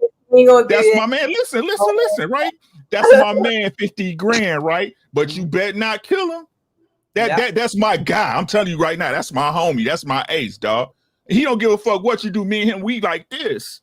Mm-hmm. Hey, this theory is it stopped being funny and started making sense.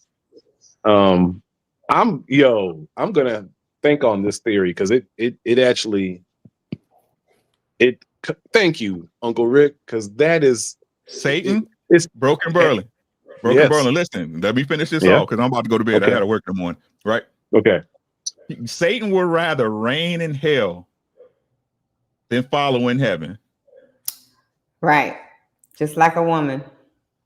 A woman would rather live in a fucking broke ass apartment with sheets on her window and an air mattress and oodles and noodles with their kids in shitty diapers than stay up under a man and listen, right? Yeah. Yes. I love y'all. I'm gone. Shit. It's time for the super chats.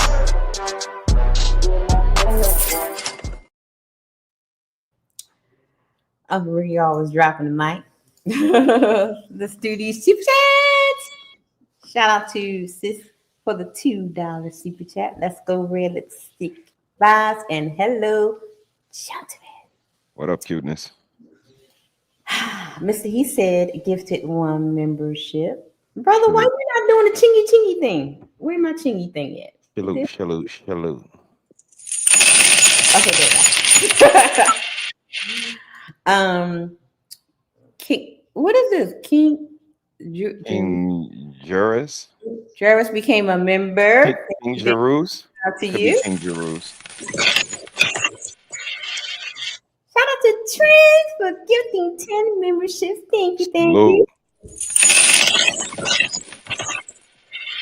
And I think this on, I don't know if this is on Uncle Ricky's side or Trent's side. TJ said, salute to Uncle, Uncle Ricky's side. Salute to Uncle Ricky, salute RLV, the whole Severe, my homie Trent, what it do. That was the guy that was on the panel. And so, yeah, we know who he is. Salute to Spare Nick. I'm a spare Negro. I'll take it. Oh, good. Shout out to Michael Love. 20 memberships because I roll with that pop. Shout out to Mike Love for the 20 memberships. Thank you. Salute. For sure. And he came back with the $2 and said he already exhausted all his options. Damn. That's what I'm talking about. Are these beautiful? Thank you for the super chats. Now I can buy these red bottoms. Oh, thanks for the cash apps. Now I can buy all these paper towels. All right. You better quit showing that AI version of you, Pretty Red. I'm just. Hey, Mom, can I have my allowance? Here, $5. $5? That's it? Yes, just $5. Oh man, not fair. Next time, make it 10. Boy, get out of here. Damn it. God. You better stop showing that AI version of you. That AI version of you. Hey, you better quit it. Oh, wait a minute. You know you're a little whore. I did not do that. My hands is up here. God damn it. Lord Jesus. Hey, the AI Petty Red gonna get a marriage proposal. Shit, you better quit. All right. All right, guys, y'all know what time it is. We are sleepy. It is time to end the show. But first, let us hear your final thoughts. Let's shut this down, but first, let's get these final thoughts. Final thoughts. Jay. Always happy to join. Always happy to mold my way of thinking. Appreciate every conversation. I'm never trying to argue, just trying to have the conversations. And thank you for the time on the platform. I'm sure next time we see you, Pretty Red, you're gonna have a whole different. You're gonna have blue. Like I know Uncle Rick then ruined your. You gonna come back next week with the all red again? Okay, we'll see. And I appreciate all the conversations. What you change it for? I can't be pretty because he called you Satan. No, she feeling some type of way. You know, hey, that shit was making sense though. But again, thank you for the time on the panel. I appreciate it. I appreciate all you guys. And again, great conversations, great videos to react to, and thoroughly enjoyable. And again, thank you so much. You're welcome. Always come back. You know you're always welcome. Trent, final thoughts? Yo, you know how I get down, man. Yes. It was smooth, G. Usual shit, man. We hold it down. We had a conversation. Agree or disagree, I don't think that's why we're here, right? We're here to exchange things. Yeah. We're here to be respectful. We going sometimes swords at clash, but that's just what it is in life. At the end of the day, once we maintain that respect and dignity for each other, I think everything will be fine. And I'm always, just like last time and the time before that, I'm grateful that you invite me to come kick it with y'all and let my opinion be cast across the spectrum. So, you know, it's a love thing from FDNHT. This is Trend, Slim, Trim, and Built to Win. Granny's baby numero uno. I like it when you talk like that. Come on. Peace. Thank you. All right, brother. Final thoughts. Great show, sis. Great show. You know, always appreciative of you and what you do, giving us an opportunity to come up here as fellas and have it out, man. This is our barbershop, so to speak. You know what I mean? So we have some turbulence sometimes, but we get through it at the end of the day, and the conversation is always therapeutic, informative, and it's led by a devil. So you know, how could you go wrong? So, but nah, seriously, sis, dope show tonight, man. And what are your thoughts, man? Especially on Ricky, man. That was dope. Oh, I agree with him. I mean, that's why I was like, and I think that he needs to break it down a little bit further because while he was talking, my brain, Of course. just keeps going and going. But I mean, he has very, very valid points. I mean, it might be a little chick. Okay. Good stuff. We got to examine it further. The ladies tend to do exactly what he does or she does, so maybe there's something to that. You never know. I don't know. It's a conversation. Conversation to be had. I don't know. Like, because if you look at it in the garden, now how was she so easily deceived by Satan, right? And knowing that women don't like to listen to men. Damn. Sisterhood, you said it's the sisterhood. It's the sisterhood. We listen to them quick. Lord Jesus. I mean, so I don't know. Good stuff, man. Good stuff, sis. So you got something going on tomorrow? Trend you going on tomorrow? Yeah, I'll be on tomorrow. I gotta clarify some shit. Especially with the Charlie Clerk shit, right? Rest in peace, Charlie. Rest in peace to Charlie Clerk. Okay. I don't care what nobody say. I don't care what nobody say, dog. Your First Amendment, G, and that don't mean that your life needs to be snatched out this fucking frame. I don't care. Yeah. I want to clear up the Summer Walker shit with that dude. That's a fucking Okay. Okay. Yeah. And I want to clarify maybe the Chicago scenario a little bit more. Okay. With the National Guard and so on and so forth. Okay. Yep. And then maybe the leaders of wartime versus the leaders in peacetime. It's a strict difference. How about That's the conversation. How you lead in peacetime versus leading in war times. Y'all know I take government contracts, so yeah. The Navy owns my contract, so it's a difference in when everything is hunky dory, right? Versus then you gearing up, looking at Russia, and you're looking at North Korea, and you're looking at China on the spectrum. It's a whole different mindset. So I got a couple things I want to push through and flex on. So that's nice docket. Brother, what you got going on for this week? Rest of the week? Not sure about tomorrow because I think we might be doing something vertical, maybe going out.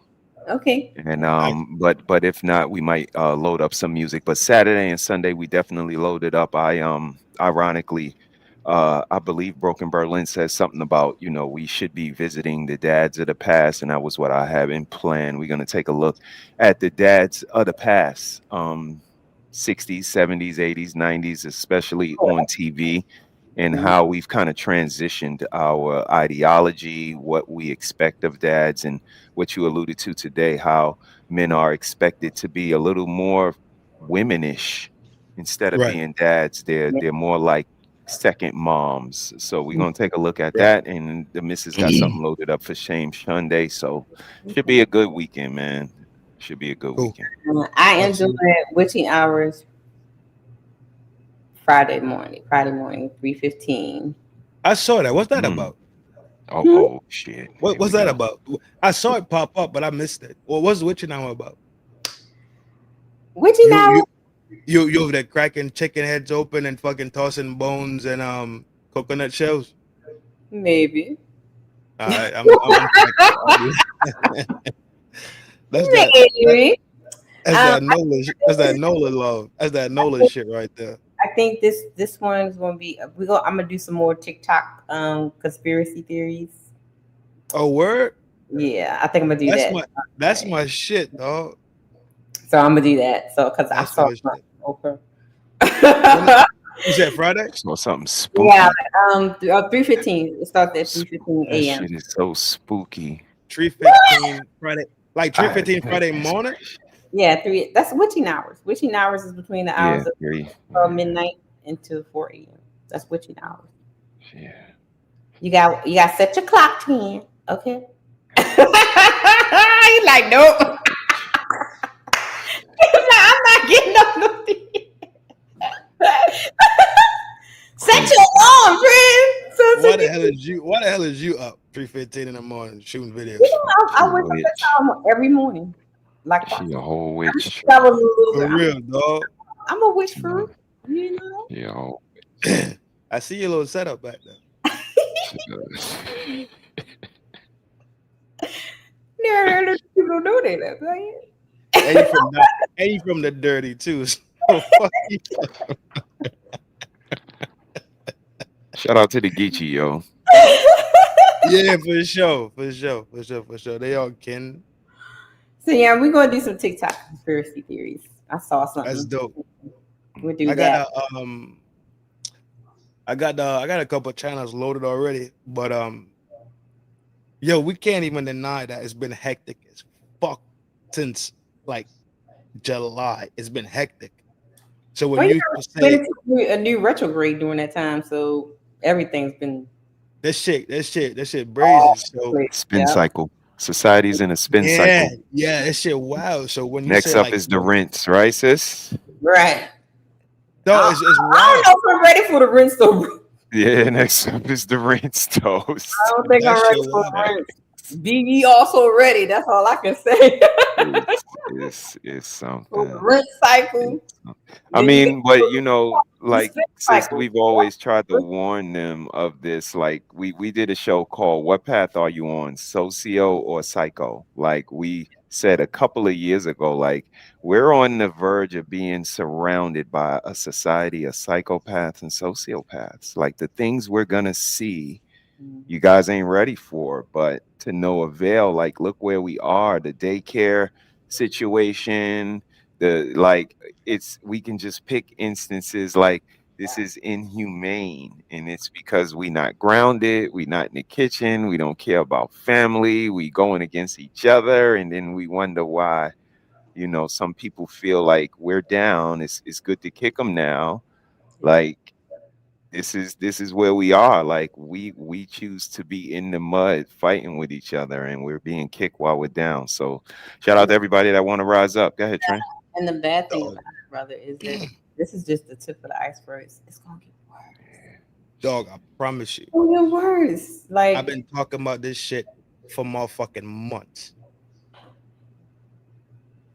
And I said it's a chaos mindset that's roaming around society right now. It's a chaos mind.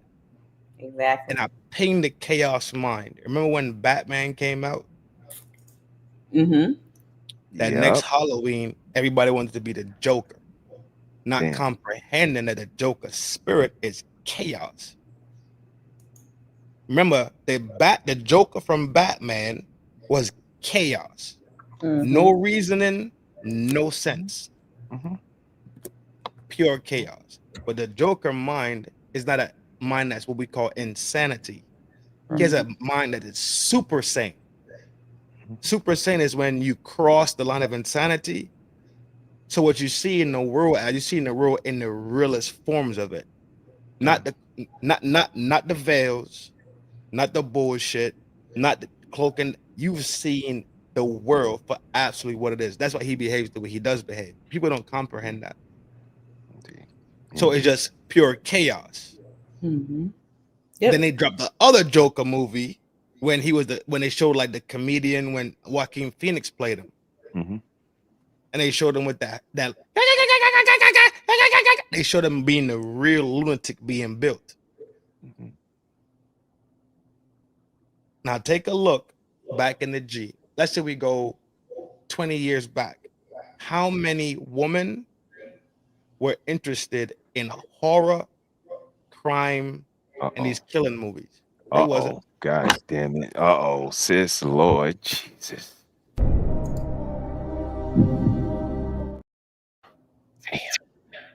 I make the point. You appreciate it.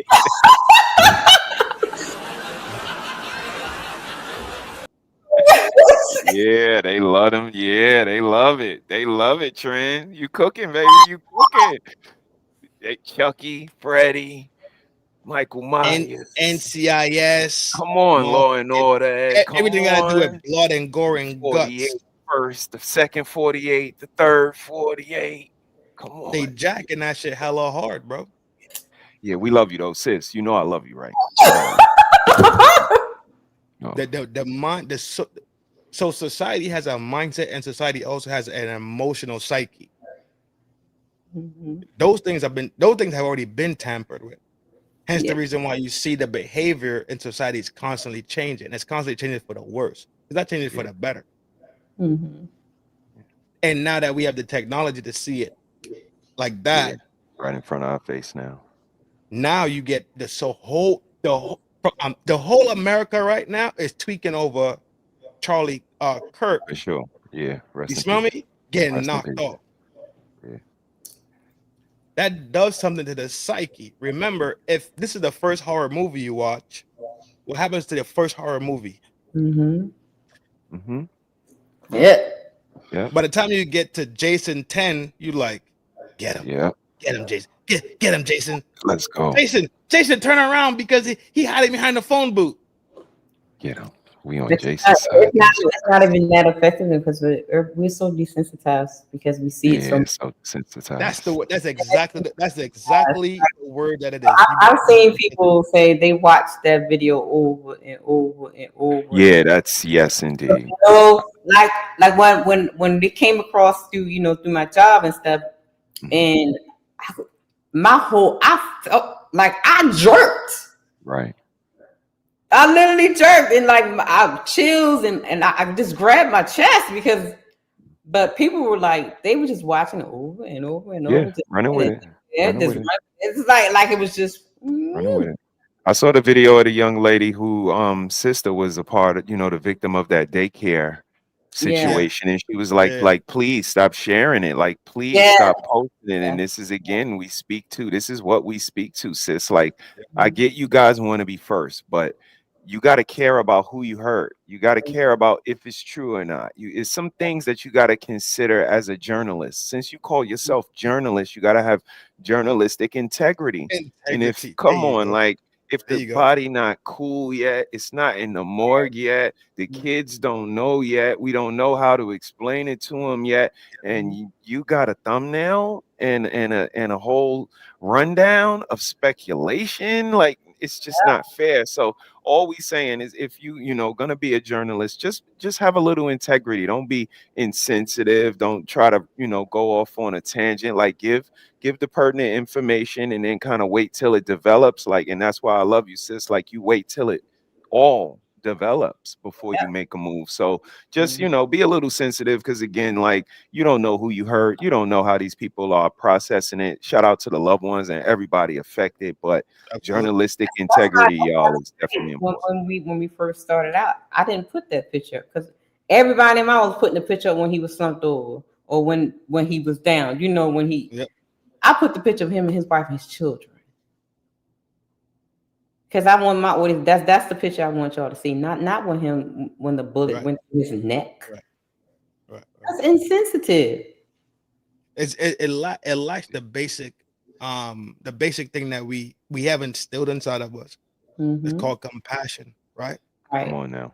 But just like if you don't go to when you was playing ball, if you skip a month from the gym, your J ball will be off. Facts. Yeah. You smell me? Facts. It's called atrophy. You don't use it, it atrophies. Yeah. Smell me?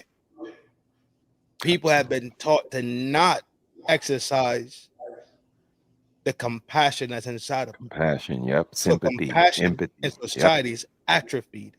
Yeah. And now how they fill that void, right, is with being clickbaity, right, and being being a clout chaser, right? Because if I could get the clout, I don't need to have compassion. Let me be the first. Right. I got you. When we've been built internally by the Almighty Creator with the good things and the divinity of the Almighty Creator, also with the brashness. Yeah. The Almighty Creator had compassion. Mm-hmm. Yeah. So true. I'll leave it there. Well, yes, good job. This has been a very great show. I'm glad you guys enjoyed the clips. I made y'all, kind of fight a little bit. But I gotta cook up something for next week for you guys. I think I already have it in my mind already. But this was good. And I thank you guys for everybody that tuned in. But I'm sleepy and I'm hungry. And so y'all know what time it is. Thank you for everybody. You about to go eat noodles and weenie sausages and shit. God damn it. You ain't cook What? What kind of sausage? Cisco Yeah, vegetable. She ain't eat no noodles. I don't do. She gonna drink some tea. I don't eat no Yeah. She gonna drink. Yeah, you got to drink some tea. Yeah. I got me some Nipsey Hussle ready for me. Let's go. So y'all know what to do. As soon as the show over, he do like this. Well, I'm ready to go.